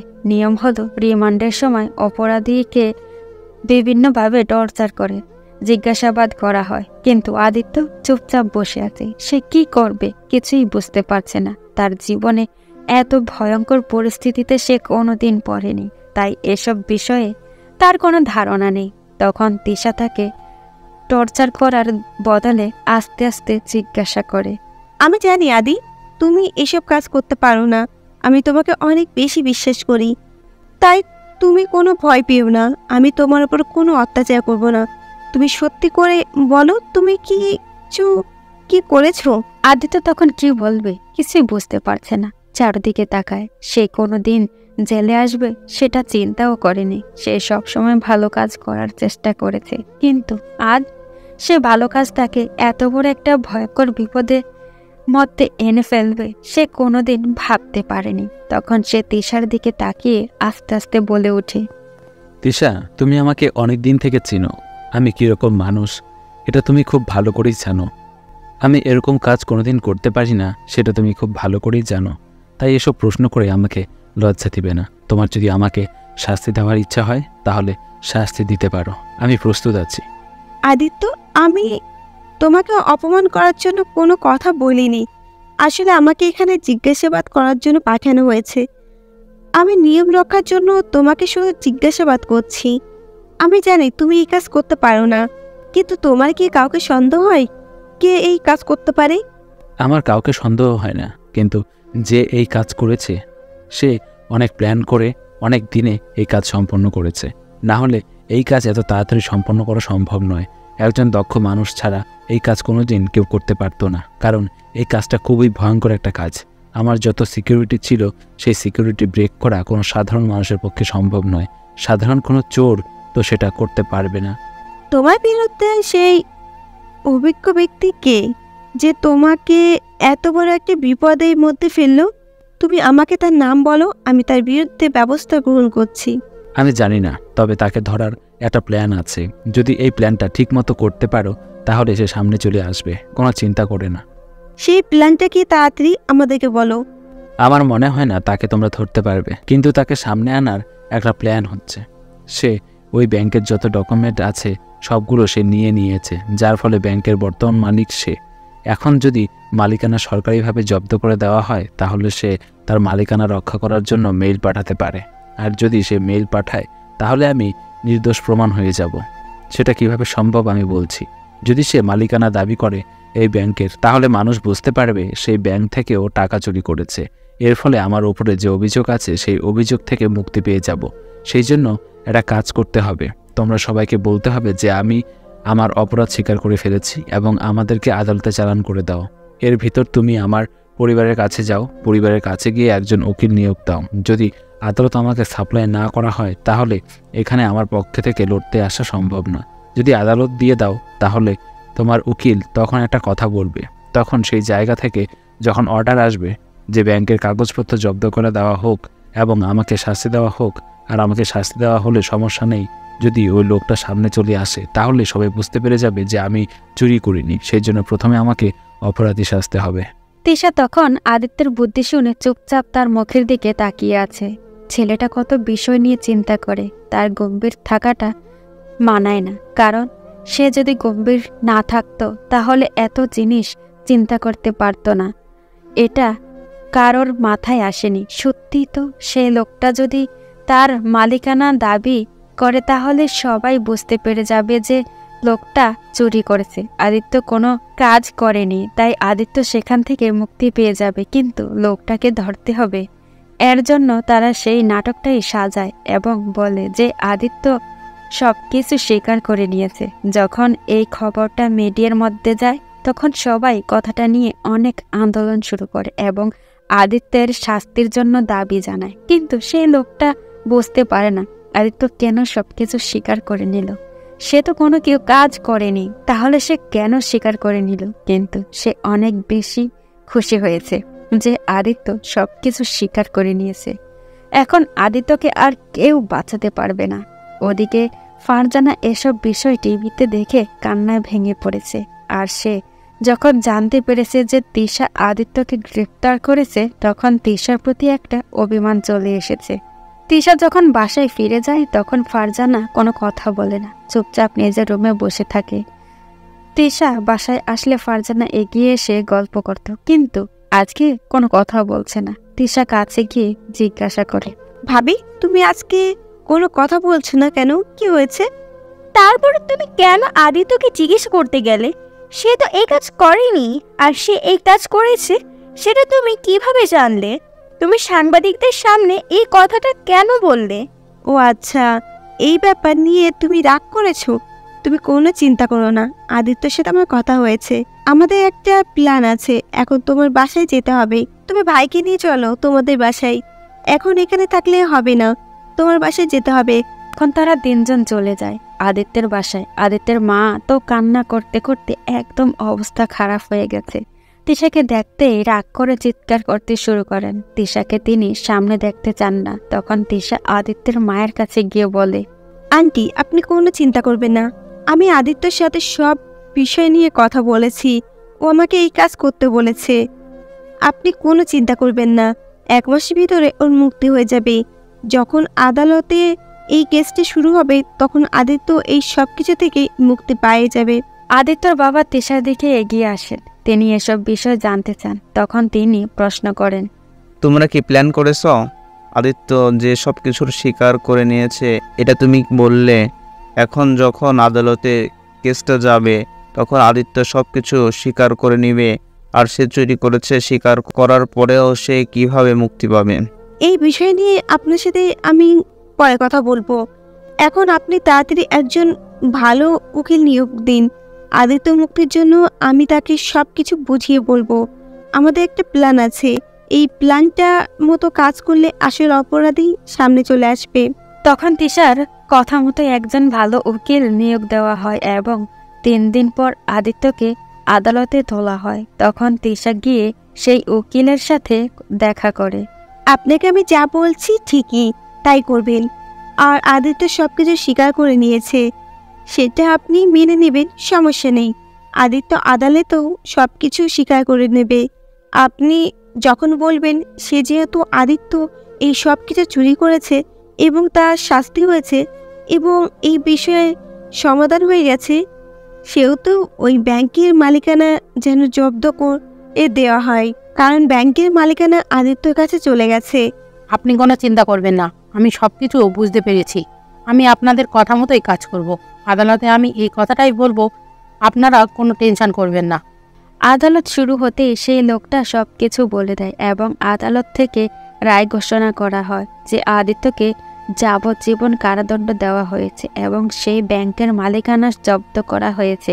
এই কথাটা শোনার পর সেই কালো টুপিওয়ালা লোকটা চিৎকার করতে শুরু করে। সে তখন নীলাকে বলে, এটা কিছুতেই হতে পারে না। ওই ব্যাংকের মালিকানা আমার, ওই ব্যাংকের সব কাগজপত্র আমার কাছে আছে। ওই ব্যাংকটা যদি আমি এখন বিক্রি করতে যাই তাহলে ওই ব্যাংকের জায়গা সহ যদি আমি বিক্রি করি তাহলে প্রায় 100 কোটি টাকা বিক্রি করতে পারবো। এত টাকা আমি হাতছাড়া করতে চাই না। এই ব্যাংকে সব কাগজপত্র আমার কাছে আছে, আমি সেটা আদালতের কাছে পেশ করতে চাই এখনই। তুমি সব কিছুর ব্যবস্থা করো। আমি এখনই ওই কেসটাকে আবার শুরু করতে চাই। আদালতের কাছে সব কিছু মেল করে পাঠাতে হবে। তোমাকে বাংলাদেশে যেতে হবে। আদিত্যের বাড়ির সবাই কান্না করতে করতে মরে যাচ্ছে। তারা ভেবেছিল যে আদিত্য মুক্তি পেয়ে যাবে, কিন্তু আদিত্যের যাবজ্জীবন কারাদণ্ড হয়ে গেছে। তিশাকে কেউ সহ্য করতে পারছে না। তিশা তখন আদিত্যের বাবার কাছে যায়। আদিত্যের বাবাকে কিছুই বোঝাতে পারছে না। তখন সব কিছু সে বলে। তখন সবাই বুঝতে পারে বিষয়টা, কিন্তু তবুও কেউ শান্ত হতে পারছে না, কারণ যতক্ষণ না আদিত্য মুক্তি পাচ্ছে ততক্ষণ পর্যন্ত কেউ শান্ত হতে পারছে না। তখন আদিত্য মা বলে, তোমরা যে প্ল্যানটা করেছো না, এখন যদি সেই লোকটা মালিকানা দাবি করে তাহলে তো আমার ছেলেটাকে সারা জীবন জেলের ভিতরে পচে মরতে হবে। এই কথাটা শোনার পর সবার মাথায় চিন্তার ভাঁজ পড়ে যায়। সত্যি তো, লোকটা যদি মালিকানা দাবি না করে তাহলে তো সব কিছু শেষ হয়ে যাবে। আদিত্যকে সারা জীবন জেলের মধ্যে পচে মরতে হবে। কিন্তু তিশার কেন জানি মনে হচ্ছে সেই লোকটা মালিকানা দাবি করবে, কারণ ব্যাংকের দাম বর্তমানে 100 কোটি টাকা। আর কোনো মানুষ স্বাভাবিক অবস্থায় 100 কোটি টাকা ছেড়ে দিতে চাইবে না। প্রায় 4 দিন হয়ে যায়, কিন্তু কোনো ইনফরমেশন তাদের কাছে আসছে না। তখন তারা অনেক বেশি চিন্তায় পড়ে যায়। সত্যি লোকটা কি তাহলে মালিকানা দাবি করবে না? 5ম দিন সকালে হঠাৎ করে আদালত থেকে তাদের কাছে ইনফরমেশন আসে যে আদিত্যকে আবার আদালতে হাজির করতে হবে, কারণ কেসটা আবার নতুন করে শুরু হতে হবে। আদিত্য তখন খুশিতে আত্মহারা হয়ে যায়, কারণ এখন সে মুক্তি পেয়ে যাবে। তার বিরুদ্ধে যত অভিযোগ আছে সব কিছু এখন তার উপর থেকে চলে যাবে, কারণ সেই লোকটা যদি মালিকানা দাবি করে তাহলে সবাই বুঝতে পারবে যে ওই লোকটাই সকল কাজ করেছে, আদিত্য কোনো কিছুই করেনি। আদালতে কেসটা শুরু হওয়া মাত্রই উকিল বলে ওঠে, আমাকে ক্ষমা করবেন মহামান্য আদালত, কিন্তু আমি এই প্ল্যানটা সাজিয়েছিলাম। এটা আমাদের একটা সাজানো নাটক ছিল। আদিত্য চৌধুরী কোনো কিছুই করেনি। আমরা শুধু ওই লোকটার সামনে আনার জন্য এই প্ল্যানটা সাজিয়েছিলাম। আদিত্য চৌধুরী সবকিছু স্বীকার করে নিয়েছেন এই কারণেই। আদালত তখন কোনো কথা না বলে কেসটা শুরু করে। নীলাকে পাঠিয়ে দেওয়া হয়েছে বাংলাদেশ এই কেসটা নিয়ে কথা বলার জন্য, কারণ সেই লোকটা সামনে আসতে চায় না। কারণ আদিত্য যদি ওই লোকটাকে দেখতে পারে তাহলে চিনে যাবে এবং সব কিছু বুঝে ফেলবে। আর আদিত্য সব ইনফরমেশন জানে ওই লোকটার ব্যাপারে। সে কোথায় দুর্বল আদিত্য ভালো করেই জানে। আদিত্য তার দুর্বলতার সুযোগ নেবে, তাই ওই লোকটা বেশি দিন পালিয়ে থাকতে পারবে না। সেজন্য নীলাকে পাঠিয়ে দেওয়া হয়েছে। তখন জজ সাহেব বলেন, আপনারা যে কাজটা করেছেন সেটা খুবই অন্যায় একটা কাজ করেছেন, কারণ আদালতের সময় নষ্ট করা খুবই খারাপ একটা কাজ। আপনারা যদি সরাসরি এই বিষয়টা নিয়ে কেস করতেন তাহলে আদালতের সামনে এসব সব কিছু পরিষ্কার হয়ে যেত এবং এই কেসটা আবার তৃতীয়বার শুরু করতে হতো না। আদালতের এই সময় নষ্ট করার জন্য আপনাদেরকে জরিমানা দিতে হবে। মহামান্য আদালত, আমরা আন্তরিকভাবে দুঃখিত আমাদের এই বেয়াদবি করার জন্য। আমরা নিয়ম ভঙ্গন করেছি তা আমরা জানি। আমরা জরিমানা মেনেও নিয়েছি, কিন্তু আমরা এই কাজটা করেছি কারণ আমাদের কাছে তখন উপযুক্ত কোনো প্রমাণ ছিল না। আমরা যদি এই কথাটা বলতাম তাহলেই কেউ আমাদের কথা বিশ্বাস করতো না। এই লোকটাকে সামনে আনার জন্যই আমরা এই প্ল্যানটা সাজিয়েছিলাম। আমাদেরকে ক্ষমা করবেন। তখন বিপক্ষের উকিল কোনো কথা বলছেন না। তখন জজ সাহেব বলে ওঠে, আদিত্য চৌধুরীর বিরুদ্ধে কে এই কাজ করেছে তাকে আমরা দেখতে চাই। কে এই জায়গার মালিকানা দাবি করেছে তাকে উপযুক্ত প্রমাণসহ তার দলিল পেশ করার জন্য কাঠগড়ায় হাজির করা হোক। তখন নীলা গিয়ে কাঠগড়ায় দাঁড়ায়। আদিত্য তখন নীলাকে দেখেই চিনতে পেরে যায়। সে স্তব্ধ হয়ে নীলার দিকে তাকিয়ে আছে। এত বছর পর নীলাকে সে দেখছে। নীলাকে সে লন্ডনে ফেলে এসেছিল। আজকে নীলা তার বিরুদ্ধে এই কেস করেছে। আদিত্য তখন কোনো কথা বলছে না। নীলা তখন তার সব প্রমাণ পেশ করে, যেহেতু তার কাছে সব কিছুর কাগজপত্র আছে, তাই তার বিরুদ্ধে এখন আদালত কিছু করতে পারবে না, কারণ সে এখন এই জায়গায় মালিক। তার কাছে কাগজপত্র, দলিল সব কিছু আছে। এখানে ওই লোকটা মারাত্মক একটা বুদ্ধি খাটিয়েছে। সে সব কিছু নীলার কাছে বিক্রি করে দিয়েছে বলে কাগজে সাইন করেছে। এখন নীলা এই জায়গার মালিক। সে এই জায়গা কিনে নিয়েছে। এটা চুরি করা হোক বা ডাকাতি করা, এটা তার দেখার বিষয় নয়। তাই আদালত এই চুরির কারণ যে নীলা, সেটা জানতে পারার পরেও নীলাকে সবকিছু বুঝিয়ে দেয় এবং আদিত্যকে মুক্তি দিয়ে দেয়। তারা জানে যে নীলা চুরি করে এই জায়গাটা পেয়েছে, কিন্তু এখন যদি নীলার বিরুদ্ধে কেউ কেস না করে তাহলে নীলাকে এই জায়গা বুঝিয়ে দিতে হবে, কারণ তার কাছে উপযুক্ত প্রমাণ রয়েছে। কিন্তু আদিত্য মুক্তি পাওয়ার পরপরই তিশার কাছে যায়। তিশাকে তখন বলে, তিশা, তুমি বুঝতে পারছো না, এই বিষয়টা সবকিছু আমার আস্তে আস্তে সামনে চলে আসছে। এই মেয়েটাকে আমি চিনি। ওর সাথে আমি প্রায় 3 বছর লন্ডনে একসাথে পড়াশোনা করেছি। ও কেন এত বছর পর আমার সাথে লাগতে আসলো আমি তো কিছুই বুঝতে পারছি না। আর আমি জানি না এই কাজ একা করতে পারবে না, কারণ সে তেমন একটা অভিজ্ঞ নয় এই সব ব্যাপারে। আর সে মেয়ে মানুষ, এত কিছু একসাথে ম্যানেজ করতে পারবে না। আমার মনে হয় তার সাথে আরও কেউ আছে। তাই সবার আগে নীলাকে ধরে নিয়ে আসতে হবে এবং তার কাছ থেকে সব ইনফরমেশন নিতে হবে। কে নীলার সাথে আছে সেটা জানতে হবে। কিন্তু আমরা তো এখন নীলাকে অ্যারেস্ট করতে পারবো না, কারণ এটা কোনো সরকারি নিয়ম নয়, একটা পার্সোনাল একটা বিষয়। এটা একটা বেসরকারি ব্যাংক ছিল, সেই জন্য আগে কাউকে তার বিরুদ্ধে কেস করতে হবে। তাই এইভাবে সরাসরি নীলাকে গ্রেপ্তার করা আইন বিরোধী। আমরা নীলাকে গ্রেপ্তার করতে পারবো না। অনেক তো হয়েছে ভালো মানুষই, আর ভালো মানুষ সেজে থাকলে কখনো কিছু করা সম্ভব নয়। তাই আমাদেরকেও খারাপ পথে যেতে হবে। যার খারাপ কাজ করে সব কিছু কেড়ে নিয়েছে, তাদের কাছ থেকে খারাপ কাজ করে এসব কিছু ফিরিয়ে আনতে হবে। নীলা যেহেতু এসব কিছু অবৈধ পথে নিয়ে গেছে, সেই জন্য আমাদেরকেও অবৈধ পথ ধরে তাদের কাছ থেকে সব কিছু কেড়ে নিয়ে আসতে হবে। কিন্তু এই কাজ করার একটা আইন বিরোধী কাজ। যদি তোমাকে কেউ এই কাজের মধ্যে ধরে ফেলে তাহলে কিন্তু আমার হাতে কিচ্ছু করার থাকবে না। তোমাকে গ্রেপ্তার করতেই হবে। আমি যদি পুলিশের চাকরি বাঁচাতে চাই তাহলে তোমাকে অবশ্যই গ্রেপ্তার করতে হবে। তুমি কোনো চিন্তা করো না, আমি এমনভাবে কাজটা করব যে কেউ কোনো প্রমাণ জানতে পারবে না। তুমি এই ব্যাপারে আর কোনো কথা বলতে যাবে না। যদি তুমি আমাকে ধরতে পারো তাহলে অবশ্যই গ্রেপ্তার করবে। এটা তোমার একটা প্রফেশন। আমি তোমার জায়গা থেকে তোমাকে সম্পূর্ণ বিশ্বাস করি। তখন আদিত্য সেখান থেকে চলে যায়। তিশা আদিত্যকে মুক্তি দিতে পেরেছে, এটা ভাবতেই তার অনেক খুশি লাগছে। সে এখন ফারজানার সাথে দেখা করতে যায়। ফারজানা তখন তিশাকে জড়িয়ে ধরে কান্না করে দেয়, কারণ সে তিশার সাথে অনেক খারাপ ব্যবহার করেছে। তিশা তখন ফারজানাকে বলে, ভাবি, তোমাকে আমি বলেছিলাম যেটা সেটা মিথ্যে বলেছিলাম। আমি সত্যি আদিত্যকে অনেক বেশি ভালোবাসি। তুমি প্লিজ আদিত্যকে বোঝাও। আমি ওর সামনে লজ্জার কারণে কিছুই বলতে পারছি না। আমার অনেক বেশি লজ্জা লাগছে, আমি কোনো কিছু বলতে পারবো না। প্লিজ তুমি একটা কিছু করো।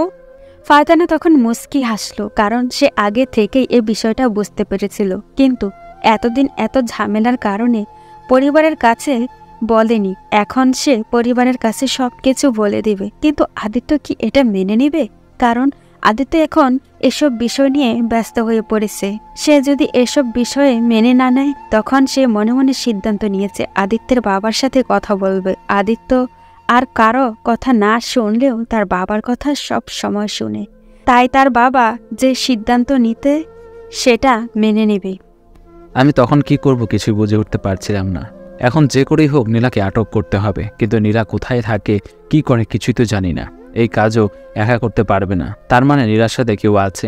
এখন আমার কেন জানি মনে হচ্ছে আমার পুরনো শত্রুটাই আমার সাথে লাগতে এসেছে। কিন্তু এখন কি হবে কিছুই বুঝতে পারছি না। আমি তখন নীলাকে খুঁজতে শুরু করলাম। আমার কিছু বন্ধুবান্ধব রয়েছে, তাদেরকে নিয়ে আসলাম এবং এখন নীলাকে আটক করতেই হবে। সেই জন্য আমি গোয়েন্দা সংস্থায় চাকরি করে আমার এক বন্ধু রকিবকে কল দিলাম। দোস্ত, তুই জানিস এতদিন ধরে আমি কোনো একটা ঝামেলায় ছিলাম। তোরা হয়তো দেশের এই ঝামেলার ব্যাপারটা বুঝতে পেরেছিস। এখন আমি চাই ওই মেয়েকে খুঁজে বের করতে। নীলা এই কাজের মধ্যে জড়িয়ে আছে। নীলা আমার সাথে অনেকদিন পড়াশোনা করেছে, তাই আমার মনে হচ্ছে আমার পুরনো শত্রুরা এই কাজগুলো করেছে। কিন্তু নীলা এখন কোথায় থাকে, কি করে কিছুই তো জানি না। ওর সাথে আমি কথা বলতে চাই। আচ্ছা দোস্ত, তুই কোনো চিন্তা করবি না। তুই ওই মেয়েটার ফটো আমার কাছে পাঠিয়ে দে। আমি ওই মেয়েটাকে যে করেই হোক খুঁজে বের করার চেষ্টা করছি। ওরা কিছুতেই পালাতে পারবে না। এত বড় একটা সিন্ডিকেট করে ফেলেছে, আর এভাবে পালিয়ে যাবে এটা কোনোদিন হতে পারে না। আমি তখন রকিবের কাছে পাঠিয়ে দিলাম নীলার ফটো। এখন নীলাকে যে করেই হোক খুঁজে বের করতে হবে। যদি একবার নীলাকে খুঁজে পাই তাহলে তার সাথে আর কে কে জড়িয়ে আছে সেই বিষয়টা আমি জানতে পেরে যাব। ওদিকে ফারজানা আদিত্যের বাবার সাথে কথা বলেছে। আদিত্যের বাবা কোনো আপত্তি নেই তিশাকে নিজের ছেলের বউ করে আনতে, কিন্তু আদিত্য মেনে নেবে কিনা সেটা নিয়ে অনেক চিন্তায় পড়ে গেছে। তখন ফারজানা বলে, ছোট আপু, আমি জানি আদিত্য এখন এসব ঝামেলায় পড়ে গেছে, আর ওর বয়স কম হয়নি। ওকে এখন বিয়ে দেওয়াটা দরকার। তাই তোমার ও ঝামেলার কথা কোনো কিছুই মেনে নেবে না। ওকে জোর করে হলেও তোমরা বিয়ে দিয়ে দাও। আমি জানি ও তোমার কথা ছাড়া আর কারো কথা মেনে নেবে না। তাই তুমি ওকে জোর করলে অবশ্যই সে রাজি হবে। তুমি কোনো টেনশন করো না, আমি কথা বলবো আদিত্যের সাথে। আদিত্য এমনিতেই রাজি হবে। আর তিশা মামুনিকে আমার অনেক বেশি পছন্দ। আমাদের আত্মীয়ের মধ্যে ওকে নিয়ে আসাটাই ভালো। তাই তুমি কোনো টেনশন করো না। আজকে আদিত্য বাসায় ফিরলেই আমি ওর সাথে এসব বিষয় নিয়ে কথা বলবো। সত্যিই ওর বিয়ের বয়স হয়ে গেছে, এখন ওকে বিয়ে দেওয়া দরকার। তিশা তখন লজ্জায় মরে যাচ্ছে। তার বিয়ের কথা হচ্ছে আদিত্যের সাথে। আদিত্যকে সে কোনোদিন বলতে পারেনি সে আদিত্যকে ভালোবাসে, কিন্তু এখন তার বিয়ের কথা হচ্ছে। আদিত্যের সাথে তার মাঝে মাঝেই দেখা করতে হবে এই কেসের ব্যাপারে। সে আদিত্যের সামনে কিভাবে গিয়ে দাঁড়াবে এসব বিষয়ে চিন্তা করতে করতে তার মাথা ব্যথা হয়ে গেছে। আদিত্য যখন রাতে বাসায় ফিরে তখন তার বাবা তাকে ডেকে নিয়ে আসে। সবাই বসে আছে। তখন আদিত্যর বাবা বলে, আদিত্য, আমরা তোমার বিয়ে ঠিক করেছি। অনেক বয়স হয়েছে, এখন আমাদের কথা আর তুমি ফেলতে পারবে না। তোমাকে অনেক দিন বিয়ের কথা আমি বলেছি, এখন আমরা তোমার বিয়ে ঠিক করে ফেলেছি। আগামী শুক্রবার তোমার বিয়ে, তাই প্রস্তুতি নিয়ে নাও। আমি আমার বিয়ের কথা শুনে আমার মাথা নষ্ট হয়ে গেল। এখন কি করব আমি তো তিশাকে ভালোবাসি, কিন্তু তিশাকে আমি কোনোদিনও বলতে পারিনি বাবা কার সাথে আমার বিয়ে ঠিক করেছে। আমি বাবাকে কি বলবো কিছু বুঝতে পারছি না। এর মধ্যে এসব ঝামেলা। এখন আমি বিয়ে করতে চাচ্ছিলাম না, কিন্তু বাবা এরকম করে কথা বলছে কেন? আমি তখন বাবাকে বললাম, আমি বুঝলাম না বাবা, তোমার এত তাড়াতাড়ি আমার বিয়ের ব্যবস্থা করে ফেললে, আর কার সাথে আমার বিয়ে হচ্ছে সেটাই তো আমি জানি না। হঠাৎ করে এসে বলছে শুক্রবার আমার বিয়ে। কোনে কে? আমরা তিশার সাথে তোমার বিয়ে ঠিক করেছি, তাই তোমাকে বিয়েটা করতেই হবে। আমরা তোমার কোনো কথা মেনে নিব না। অনেক দিন তোমার কথা মেনে নিয়েছি। আজ তোমাকে 4 বছর হলো বিয়ের কথা বলে আসছি।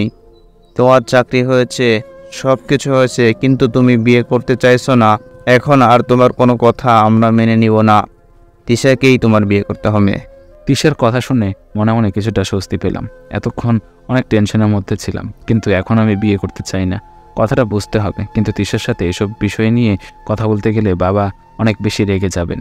বাবা আমাকে অনেক বেশি ভালোবাসেন, কোনোদিন কোনো কাজে বাধা দেননি, কিন্তু এখন যদি বাবার কথা মেনে না নেই তাহলে সমস্যা হবে। আর তিশাকে এখন বিয়ে করতে গেলে আমি সব কিছু থেকে দূরে যাব।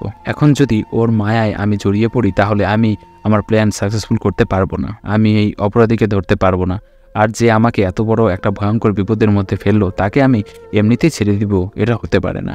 কি এত চিন্তা করছো? তোমার কোনো কথা আমরা মেনে নিব না। তাই আমি যেটা বলছি সেটা শোনো। তোমার বাবা যে সিদ্ধান্ত নিয়েছে সেই সিদ্ধান্তেই তুমি মেনে নাও। আর তোমার শুক্রবার বিয়ে, তুমি প্রস্তুতি নিয়ে নাও। শুক্রবার কোনো কাজের কথা বলবে না, কিন্তু এই বাড়ি ছেড়ে চিরদিনের জন্য চলে যেতে হবে। মায়ের কথা শুনে আর কোনো কথা বললাম না, নিজের রুমে চলে আসলাম। এখন আমি কিভাবে বিয়ে করব? আমি তখন মনে মনে স্থির নিলাম, যাই হোক বিয়েটা করে নিই, এরপর আমি কাজ করতে পারবো। আর তিশা যদি পাশে থাকে তাহলে আলাদা একটা শান্তি পাবো। তাই আর কোনো কথা না ভেবে বিয়ের জন্য রাজি হয়ে গেলাম। কিন্তু আমার এই বিয়ের ব্যাপারটা কে কথা বলল? নিশ্চয়ই ফারজানা। সেটা আমি খুব ভালো করেই বুঝতে পারছি। তখন আদিত্যের বাবা সবকিছু ঠিক করে ফেলেন। তিশার বাবা মার কাছে সবকিছু বলে দেন এবং সবাই বিয়ের প্রস্তুতি নিতে শুরু করে। তিশা তখন মনে মনে আনন্দে ভেসে যাচ্ছে, কারণ আদিত্য তাকে বিয়ে করতে রাজি হয়ে গেছে। কিন্তু আদিত্যের সামনে এখন সে কিভাবে যাবে? এভাবে দেখতে দেখতে 4টা দিন কেটে যায়। আজকে বুধবার, আর মাত্র 2 দিন আছে বিয়ের। আদিত্য তখন মনে হচ্ছে চিন্তা করলো, এই 2 দিন যেন কোনো ঝামেলা না হয়। কিন্তু রাতের বেলা যখনই সে ঘুমাতে যাবে তখনই হঠাৎ করে রাকিব কল করলো। দোস্ত, তুই কোথায় আছিস? তাড়াতাড়ি আমার অফিসে চলে আয়। মেয়েটাকে ধরতে পেরেছি। মেয়েটা পালানোর চেষ্টা করছিল, তাকে আমরা এয়ারপোর্টের পুলিশ অফিসারের সাহায্য নিয়ে ধরতে পেরেছি। তাড়াতাড়ি চলে আয়। আমি তখন কি করব কিছুই বুঝতে পারছিলাম না। আমি জানি যদি নীলার সাথে এখন দেখা করতে যাই তাহলে বিভিন্ন ঝামেলায় পড়তে হবে, কিন্তু আমাকে এখন যেতেই হবে, কারণ নীলাকে তার ধরে নিয়ে এসেছে। এখন নীলাকে জিজ্ঞেস করতে হবে। সেই জন্য আমি ঘুম থেকে উঠে তাড়াতাড়ি চলে গেলাম। সেখানে যাওয়া মাত্র সেখানে নীলা আমাকে দেখে অবাক হয়ে আমার দিকে তাকিয়ে জিজ্ঞেস করলো, তার মানে আদিত্য তুমি আমাকে এখানে ধরে নিয়ে এসেছো? কেন ধরে নিয়ে এসেছো? নীলা, তুমি কেন এই কাজ করলে? তোমার সাথে তো আমার অনেক দিন আগের ঝামেলা, সেই ঝামেলা শেষ হয়ে গেছে। আমি তোমাকে ভালোবাসি না সেটা বলে দিয়েছি, কিন্তু তুমি আমাকে কেন আমার সাথে এরকম করছো? তুমি কেন এই ব্যাংকটা হ্যাক করলে? আর ওই ব্যক্তির সব টাকা পয়সা তোমরা নিয়ে কি করেছো? এখন যে আমাকে ফাঁসিয়ে দিলে, আমার পুরো দেশের সামনে লজ্জিত করলে, এর ফলাফল কি হবে তোমরা বুঝতে পারছো? তুমি কি পাগল হয়ে গেছো? ওই ব্যাংকটা আমাদের, ওই ব্যাংকের মালিক আমরা। তাই তোমরা শুধু শুধু ঝামেলা করো না। আমরা কিন্তু এখন পুলিশের কাছে গিয়ে কেস করব তোমাদের বিরুদ্ধে। তোমরা আমাদের সম্মানহানি করার চেষ্টা করছো। রাকিব তখন নীলার দিকে এগিয়ে এসে নীলার চুলের পেছনে ধরে তাকে দেয়ালের সাথে আঘাত করতে থাকে। নীলা তখন চিৎকার করে কান্না করতে শুরু করে। রাকিব তখন তার একজন মহিলা অফিসারকে নীলাকে টর্চারের কথা বলে। তখন সেই অফিসার একটা লাঠি নিয়ে এসে নীলাকে মারতে শুরু করে। তখন নীলা চিৎকারে কান্না করতে করতে বলে, আমাকে আর মেরো না, আমি এরকম কোনো কাজ করিনি। আমাকে শুধু বলা হয়েছে এখানে এসে যেন এই কেসটার সমাধান করে আবার লন্ডনে ফিরে যাই। সেই জন্য আমি ফিরে যেতে চেয়েছিলাম। আমি এখানে এসেছিলাম শুধু ওই কাজটার সমাধান করতে, আর কোনো উদ্দেশ্য আমার ছিল না। প্লিজ আমাকে ছেড়ে দাও। কিন্তু তুমি কেন এইসব কাজ করলে? আর কে তোমাকে এইসব কাজ করতে বলেছিল? আমি জানি তুমি এই কাজ কোনোদিন একা করতে পারবে না, কারণ এই কাজ তোমার পক্ষে করা সম্ভব নয়। এটা খুবই ভয়ঙ্কর একটা কাজ। আমার সিকিউরিটি অনলক করা কোনো সাধারণ মানুষের পক্ষে সম্ভব নয়। যদি তার নাম শোনো তাহলে তুমিও অনেক অবাক হয়ে যাবে, কারণ সে হচ্ছে রাজ, তোমার ভার্সিটির বন্ধু। রাজ পুলিশের কাছ থেকে ছাড়া পাওয়ার পর থেকে তোমাকে মারার জন্য খুঁজে বেরিয়েছে। যখন আমি জানতে পারলাম যে রাজ তোমার বিরোধিতা করছে, তখন আমার তোমার ওপর যে রাগ ছিল সেটা মেটানোর জন্য আমি রাজের সাথে যোগ দিয়েছি। তারপর আমি কি বলবো কিছুই বুঝতে পারছিলাম না। আমার খুব ভালো বন্ধু রাজ, ছোটবেলা থেকে একসাথে পড়াশোনা করেছি। এরপর লন্ডনে গিয়ে একসাথে কম্পিউটার সায়েন্স করেছি এবং সেখানে পড়াশোনা করেছি। কিন্তু রাজ অনেক লোভী ছিল। সে বিভিন্ন সময় খারাপ কাজের সাথে জড়িয়ে পড়েছিল। একবার সে অনেক বড় একটা চুরি করে ফেসেছিল এবং তাকে ধরে আমি পুলিশের কাছে ধরিয়ে দিয়েছিলাম, কারণ আমি সবসময় অন্যায়ের বিরুদ্ধে প্রতিবাদ করার চেষ্টা করেছি। সেই জায়গা থেকে তাকে তখন পুলিশে দেওয়াটা আমার কর্তব্য ছিল, সেই জন্য তাকে পুলিশে দিয়েছিলাম। এখন রাজের কথা শুনে আমার মাথা ঘুরতে শুরু করেছে। আমি তখন নীলাকে বললাম, কি বলছো নীলা? রাজ এই কাজ করেছে? রাজ কেন এই কাজ করলো? আর রাজ এখন কোথায় আছে?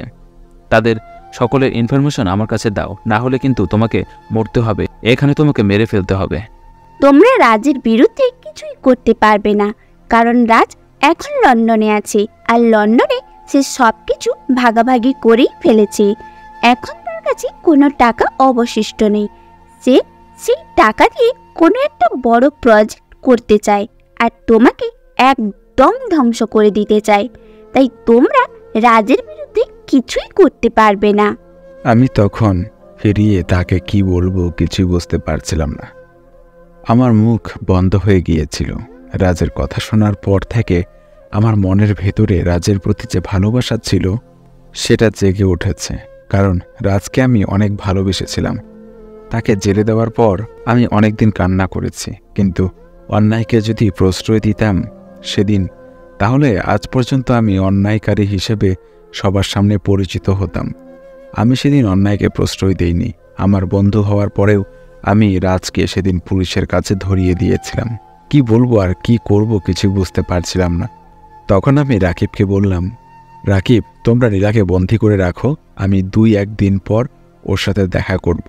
আমার কেমন জানি করতে শুরু করছে তোমার সাথে, আমি পরে এই বিষয় নিয়ে কথা বলবো, এখন আমার কিছু বিশ্রামের দরকার বলেই আমি সেখান থেকে চলে আসলাম।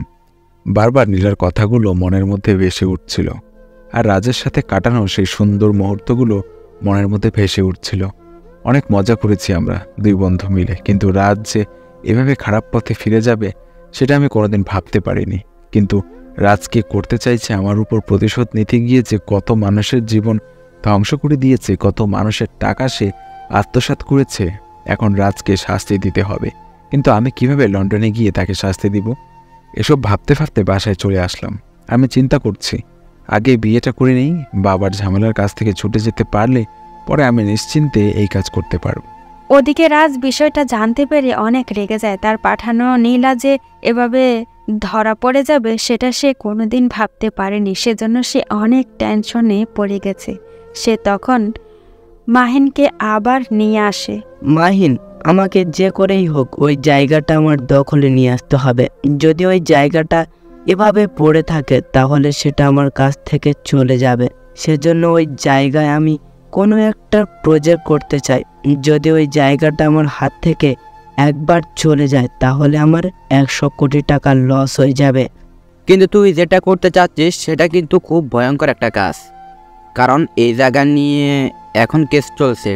এই জায়গা কোনো কিছু করতে গেলে সমস্যা হবে, আমরা ধরাও পড়ে যাওয়ার আশঙ্কা বেশি। কোনো কিছু বুঝতে পারছি না। যদি ওই জায়গাটা একবার আমার হাত থেকে চলে যায় তাহলে কিন্তু আমি আর ওই জায়গাটা কোনোদিন ফিরে পাবো না। ওই জায়গাটা আমার আয়ত্তে রাখতে পারবো না। কোনো কিছু বুঝতে পারছি না। যদি ওই জায়গাটা একবার আমার হাত থেকে চলে যায় তাহলে কিন্তু আমি আর ওই জায়গায় কোনোদিন ফিরে পাবো না। ওই জায়গাটা আমার আয়ত্ত রাখতে হবে, আর ওই জায়গাটা যদি আমার কাছে রাখতে চাই তাহলে আমাকে যে করেই হোক ওই জায়গাটা কোনো একটা কিছু বানাতে হবে। কিন্তু কি বানাবো? আমার মনে হয় এই জায়গা আবারও একটা ব্যাংক বানানো দরকার। তুই বুঝতে পারছিস এই জায়গা আগে ব্যাংক ছিল, এরপর যদি আমরা নতুন করে ব্যাংক করি আর সেই ব্যাংক টাকাগুলো কম সুদে দেই তাহলে এটা নিয়ে আরও বেশি আলোচনা হবে, আর আলোচনার মধ্যেই আমাদের ব্যাংকটা সবার কাছে পরিচিত হয়ে যাবে। আর প্রথমে কিছুদিন ভালো কাজ করতে হবে, এই ব্যাংকের মাধ্যমে মানুষকে সহযোগিতা করতে হবে, এতে করে মানুষের পছন্দ তালিকায় আমরা ঢুকে যাব, এরপর ভিতর থেকে সবাইকে শেষ করে দিব। এটা তুই ভালো কথা বলেছিস। আমি ওই জায়গায় আরেকটা ব্যাংক করব। ওই জায়গাটা আমার দখল করতেই হবে। তাই তুই সব কাজ শুরু কর। নীলা ওখানে ধরা পড়ে গেছে, তাই আমরা ওখানে যেতে পারবো না। ওখানে কিছু লোকজন রেখে দে আর ওদেরকে দিয়ে সব কাজকর্ম শুরু করে দে। কাগজপত্র সব কিছু রেডি রাখা আছে। টাকার যত প্রয়োজন হয় তত টাকা খরচ কর, কিন্তু ওই জায়গাটা আমার চাই। ওই জায়গা আর কাউকে আমি কোনো দিন ঢুকতে দিব না। তখন মাহিন দেশে কল করে কিছু লোকজনকে সেখানে লাগিয়ে রাখে, কারণ তারা এখন দেশে ফিরে আসতে চায় না। যদি দেশে ফিরে আসে তাহলে তারা ধরা পড়ে যেতে পারে। সেই জন্য তারা কিছু লোকজনকে দিয়ে সেখানে কাজ শুরু করায়। কাগজপত্র সব কিছু তাদের পক্ষে আছে, তাই কেউ তাদেরকে বাধা দিতে পারবে না। তারা লিগ্যালভাবে এখানে খুলবে, কিন্তু ওই ব্যাংকের আগের মালিক তার সব কিছু শেষ হয়ে গেছে। পাগলের মতো করছে লোকটার এত স্বপ্নের একটা ব্যাংক এভাবে ধ্বংস হয়ে যাবে এটা সে কোনো দিন ভাবতে পারেনি। সাথে সাধারণ মানুষের এত দুঃখ কষ্ট কিভাবে মানুষ সহ্য করবে? কত লোকের টাকা ছিল এই ব্যাংকে, এত টাকা তারা কিভাবে ফেরত দেবে? যদি কোনো সরকারি ব্যাংক হতো তাহলে হয়তো সরকার তহবিল থেকে তাদেরকে টাকা ফেরত দিয়ে দেওয়া হতো, কিন্তু এটা একটা বেসরকারি ব্যাংক, তাই এই ব্যাংকের কোনো টাকা সরকারের পক্ষ থেকে আসবে না। ওদিকে দেখতে দেখতে শুক্রবার চলে আসলো। আজকে আমার বিয়ে। এই কয়েকদিন তিশার সাথে একদম আমার দেখাই হয়নি। আমি দেখা করতে চাইনি, কারণ ওর সামনে যেতে এখন আমার লজ্জা লাগছে। দেখতে দেখতে আমার বিয়েটা হয়ে গেল। বাসর ঘরে ঢুকলাম, তখন তিশা এগিয়ে আসে আমার পায়ে ধরে সালাম করলো। আমি তখন তিশাকে উঠিয়ে আমার সামনে দাঁড় করালাম, কারণ তার সাথে আগে আমি কিছু কথা বলে নিতে চাই। আমি তখন তাকে বললাম, তিশা, আমি জানি না তুমি আমাকে ভালোবাসো কিনা, কিন্তু আমার পরিবারের পক্ষ থেকে তোমার সাথে বিয়ে ঠিক করা হয়েছে। সেই জন্য আমি বিয়ে করে ফেলছি। আর সত্যি কথা বলতে আমি তোমাকে পছন্দ করি। এখন তুমি যদি আমাকে পছন্দ করো তাহলে তুমি আমার সাথে সংসার করতে পারো, আর যদি পছন্দ না করো তাহলে আমি তোমাকে সুযোগ দিচ্ছি, চলে যেতে পারো। কারণ আমি কারো কাছে জোর করে সংসার করতে চাই না, আর আমি জানি জোর করে কোনোদিন ভালোবাসা পাওয়া যায় না। আদিত্যের কথা শুনে তিশা কি বলবে কিছু বুঝতে পারছে না। সে আদিত্যের দিকে অবাক দৃষ্টিতে তাকিয়ে আছে। তখন আদিত্য আবার ইশারায় জিজ্ঞাসা করে, তিশার উত্তর কি? তিশা তখন আদিত্যকে হঠাৎ করে জড়িয়ে ধরে বলে, যদি সত্যি বলতে চাই তাহলে আমি তোমাকে ভালোবাসি। কারণ আমি এই বিয়ের কথা বলেছি ভাবিকে। আমি তোমাকে ভালোবাসি, কিন্তু কোনোদিন তোমার সামনে লজ্জার কারণে বলতে পারছিলাম না। আমি ভাবিকে বলেছি তোমার সাথে আমার বিয়ে নিয়ে কথা বলতে, সেজন্য আমাদের বিয়েটা হয়েছে। আমি তখন ওর কথা শুনে আমি ওর দিকে কিছুটা রাগে দৃষ্টিতে তাকালাম। এভাবে আমাকে সবাই বোকা বানালো। আমি তো ভেবেছি যে পরিবার সবাই বিয়ে ঠিক করেছে, কিন্তু আসল কার্যকলাপ যে করেছে সেটা তো আমি জানতেই পারিনি।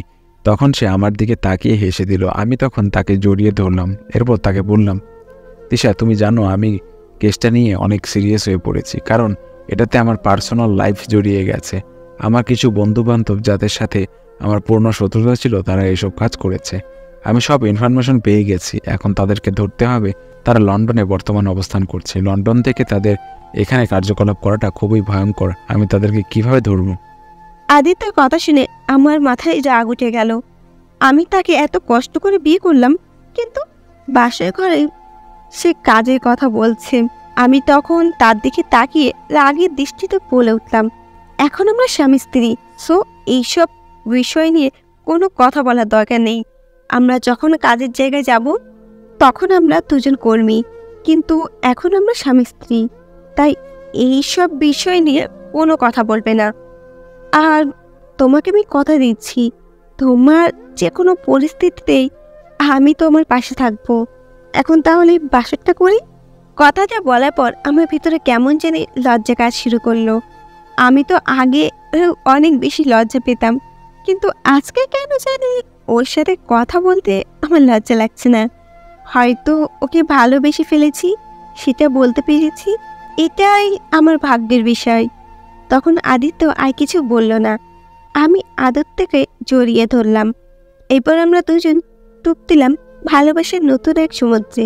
পরের দিন সকালে আমি উঠে কাজের জন্য বেরিয়ে গেলাম, কারণ এখন আমার বসে থাকলে হবে না। যে করি হোক আজকে উপস্থিত একটা শিক্ষা দিতে হবে।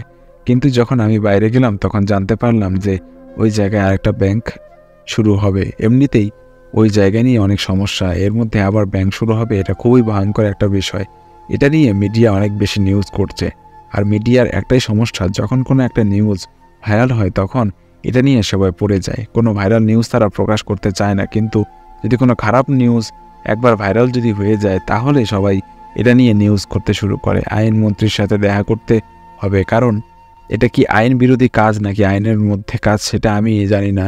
আগে সেই বিষয়টা জানতে হবে। যদি আইন বিরোধী কাজ হয় তাহলে এটা বন্ধ করতে হবে, কারণ এই জায়গার আসল মালিক সেই লোকগুলো নয়। তাহলে তারা কেন এখানে ব্যাংক শুরু করবে? আইনমন্ত্রীর সাথে দেখা করেই আমি বললাম, স্যার, এই জায়গাটা নিয়ে এমনিতেই ঝামেলা রয়েছে, এর মধ্যে এই জায়গায় তারা নতুন করে আরও একটা ব্যাংক শুরু করতে চায়। আমরা সবাই জানি ওরা ব্যাংকটা চুরি করে নিয়েছে, কিন্তু তাদের কাছে দলিল কাগজপত্র থাকার কারণে কেউ তাদের বিরুদ্ধে মামলা করছে না। আর এদিকে আগের ব্যাংকের মালিকের মধ্যে সেই শক্তি নেই যে তিনি আবার একটা কেস করবেন। উনি একদম পাগলের মতো হয়ে গেছেন। এখন এই জায়গায় তারা ব্যাংক শুরু করতে যাচ্ছে। এটা কি কোনো আইন বিরোধী কাজ? যদি কোনো আইন বিরোধী কাজ হয় তাহলে আপনারা এটা বন্ধ করে দিন, কারণ এখানে যদি তারা টাকা রাখে তাহলে আবার সমস্যা হতে পারে। কিন্তু এই বিষয়ে আমরা কোনো কথা বলতে পারবো না, কারণ এটা তাদের জায়গা। এখন তাদের কাছে কাগজ জমি সব কিছু আছে। তোমরা যদি এটার বিরুদ্ধে কিছু প্রমাণ পেশ করতে পারো তাহলে সেটা বন্ধ করা যায়। কিন্তু এখন নিয়ম এবং কাগজপত্রে ওরা এই জমির মালিক, তাই তাদের বিরুদ্ধে কিছু করার সামর্থ্য কারণ নেই। তাই তারা এখানে ব্যাংক করতে পারে অথবা যে কোনো কিছু করতে পারে, তাই তাদেরকে কোনো বাধা দেওয়ার অধিকার আমাদের নেই। আমি বুঝতে পারলাম এভাবে কাজ করে কিছু হবে না, সেই জন্য আমি মনে মনে সিদ্ধান্ত নিলাম ব্যাংক হোক, এরপর আমি তাদেরকে আবার তাদের প্ল্যানেই বাজিমাত করে দিব। তারা যেমন ব্যাংক নিয়েছিল আমি ঠিক সেভাবেই ব্যাংকটা নিয়ে নিব। সেজন্য আমি অপেক্ষা করতে শুরু করলাম। যেহেতু ব্যাংকে সবকিছু আগে থেকেই প্রস্তুত, তাই নতুন করে কোনো জায়গা বা বিল্ডিং বানাতে হলো না। তারা আগের জায়গায় সবকিছু শুরু করলো, কিন্তু নাম এবং মালিকানা পরিবর্তন করে দিয়েছে। আমি তখন আমার কম্পিউটার এবং আমার কিছু জিনিসপত্র নিয়ে চলে গেলাম আমার বাড়িতে। আমার একটা আলাদা রুম আছে, কারণ আমি একা একা সবকিছু করতে চাই। আমার সাথে যদি কেউ কথা বলে তাহলে আমি কাজের গতি হারিয়ে ফেলি। আমি যখন কোনো কাজ করতে শুরু করি তখন যতক্ষণ না পর্যন্ত শেষ করি ততক্ষণ পর্যন্ত আমি শান্ত হতে পারি না। কিন্তু এই ব্যাংকের সাইটগুলো হ্যাক করা অনেক কষ্টকর এখন আমার পক্ষে, কারণ রাত চাইবে তার ব্যাংক যেন পুরো সিকিউরিটির মধ্যে থাকে। সে জানে আমি এটা ভেঙে ফেলার চেষ্টা করব, সেই জন্য সে অনেক কঠিনভাবে সিকিউরিটি লক করে রেখেছে। এখন এটা ভাঙবো কী করে? আমি তখন মনে মনে সিদ্ধান্ত নিলাম এটার জন্য আমাকে তিশার সাহায্য নিতে হবে।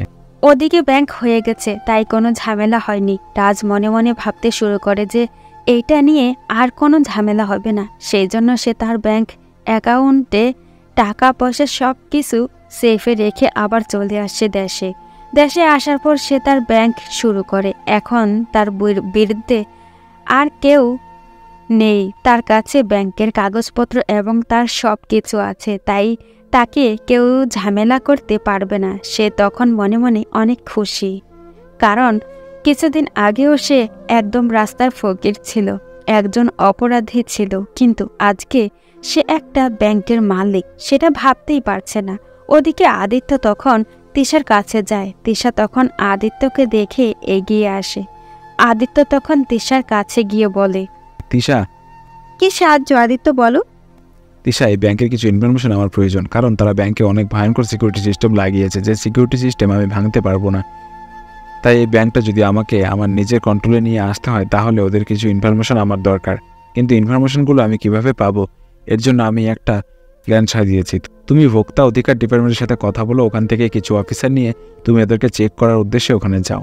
কিন্তু আমরা চেক করে কি করব? ওরাই 4 দিন হলো ব্যাংক খুলেছে, এর ভিতরে আমরা ভোক্তা অধিকার ডিপার্টমেন্টের লোকজন নিয়ে ওখানে গিয়ে কি লাভ হবে? তোমাকে নিয়ে এই কয়েকটা সমস্যা, তা তুমি কোনো কথা শেষ করার আগেই কথা বলতে শুরু করো। আমি যেটা বলেছি সেটা শোনো। তুমি ওখানে চলে যাবে, আমি তোমাকে কিছু জিনিসপত্র দিচ্ছি, তুমি চেক করার নামে ওই জিনিসপত্রগুলো সেখানে যেটা বলবো সেটা লাগিয়ে আসতে হবে। কিন্তু এতে করে আমার কি লাভ হবে? আমি তখন তিশার কথা শুনে তিশার দিকে অদ্ভুত দৃষ্টিতে তাকালাম। এটা কি বলছে? আমি তার স্বামী, তাকে একটা কথা বলেছি, কিন্তু সে এখানে লাভ লস করছে। তা তোমার কি লাভ চাই? তাহলে আমাকে একটু পিচ্ছি আদিত্য এনে দাও। আমি তখন তার কথা শুনে তার দিকে এগিয়ে গেলাম। সে এগিয়ে যাওয়ার কারণে পিছনে সরে যেতে শুরু করলো। আমি তখন তাকে বললাম, কি ব্যাপার? এই যে বললে তোমার একজন পিচ্ছি আদিত্য প্রয়োজন, তাহলে এখন পেছনের দিকে যাচ্ছ কেন? কাছে এসো বাবু। তখন সে লজ্জা পেয়ে গেল এবং আমাকে বলতে শুরু করলো, ঠিক আছে দাও, কি জিনিস দেবে আমি সেটাই লাগিয়ে দেব। আমি তখন 2-3টা খুব ছোট ছোট ক্যামেরা এবং আমার জিনিসপত্র দিয়ে তাকে বুঝিয়ে দিলাম কোনটা কোন জায়গায় লাগাতে হবে। তারপর আমি সেখান থেকে চলে আসলাম। তিশা তখন জিনিসগুলো নিয়ে চলে গেল এবং সেখান থেকে কিছু অফিসারকে নিয়ে চলে গেল সেই ব্যাংকে যাওয়ার পর তিশাকে দেখে রাজ এগিয়ে এসে জিজ্ঞাসা করলো, অফিসার আপনারা হঠাৎ এখানে?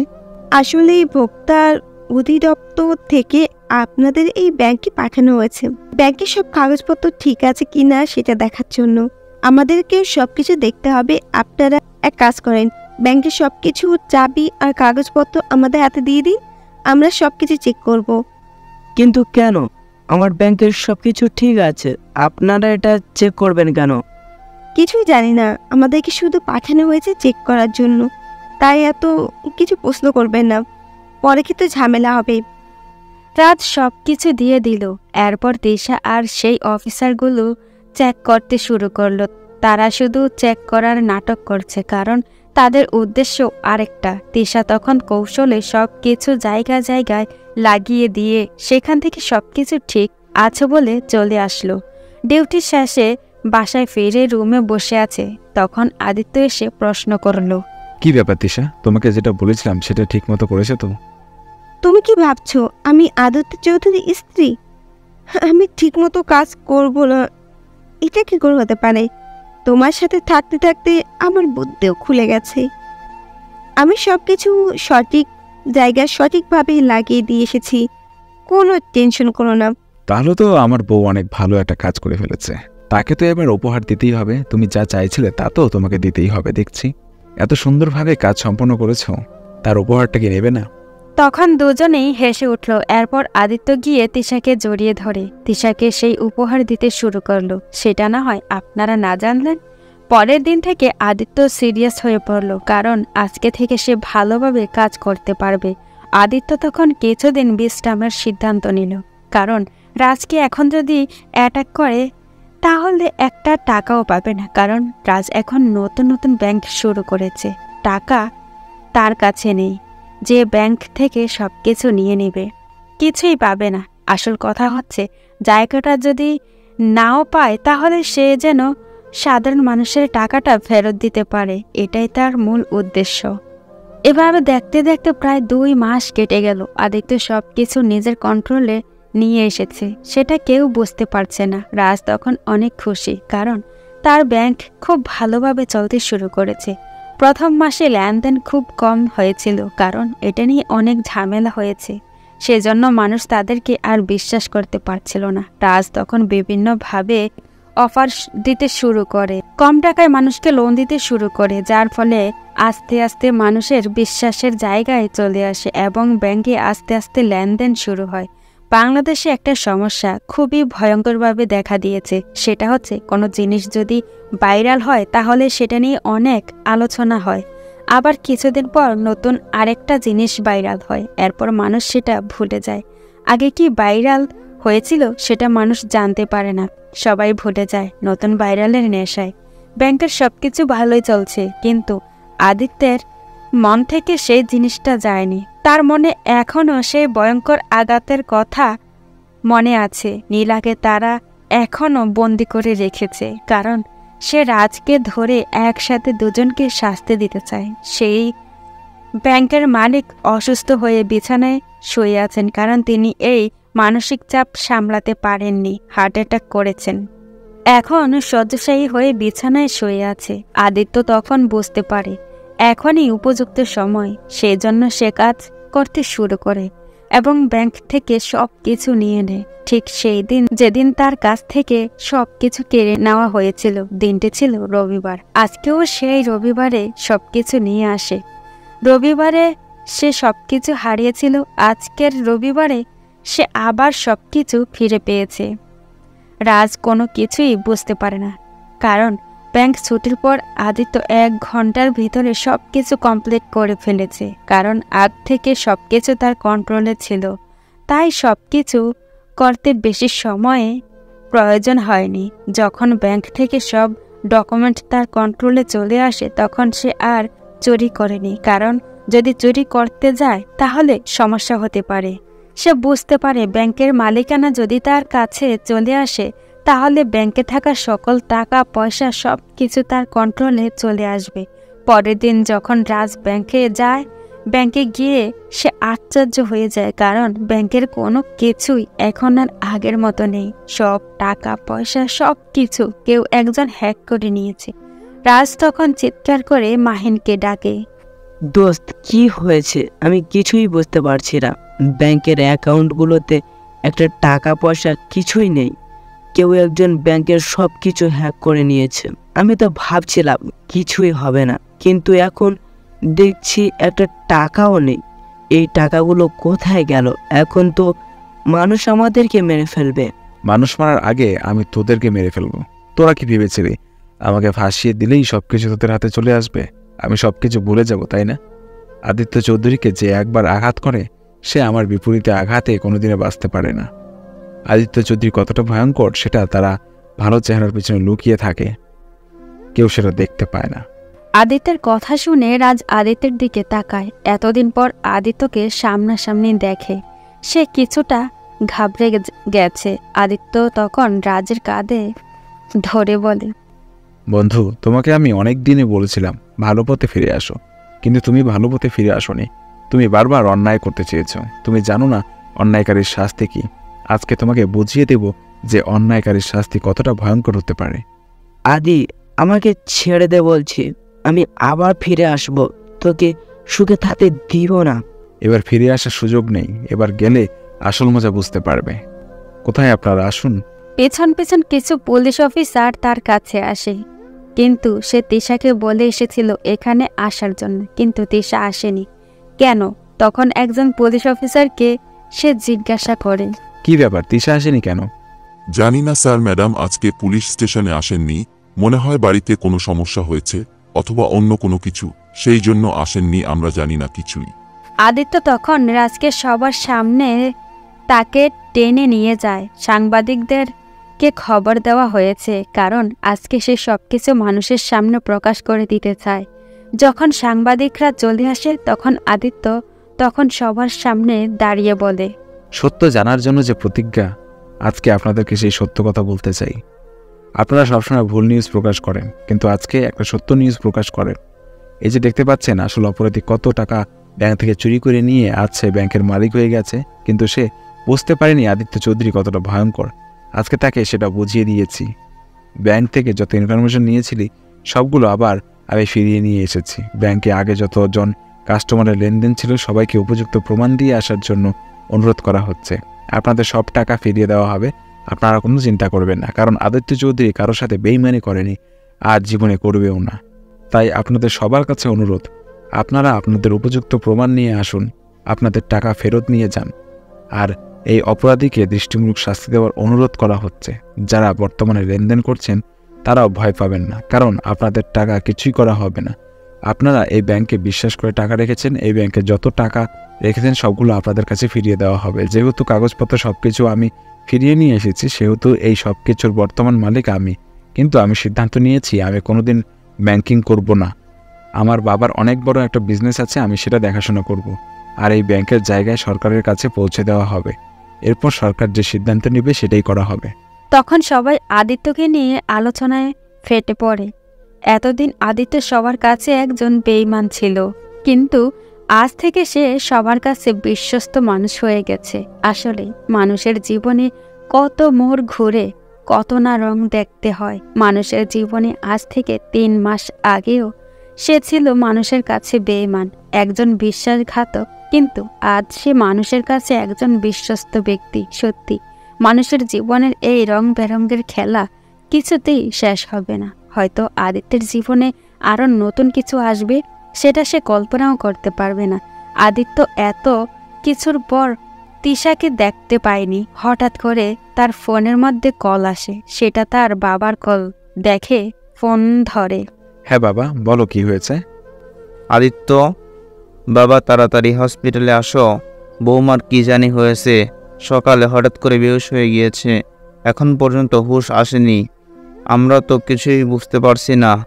আমরা হসপিটালে নিয়ে আসছি।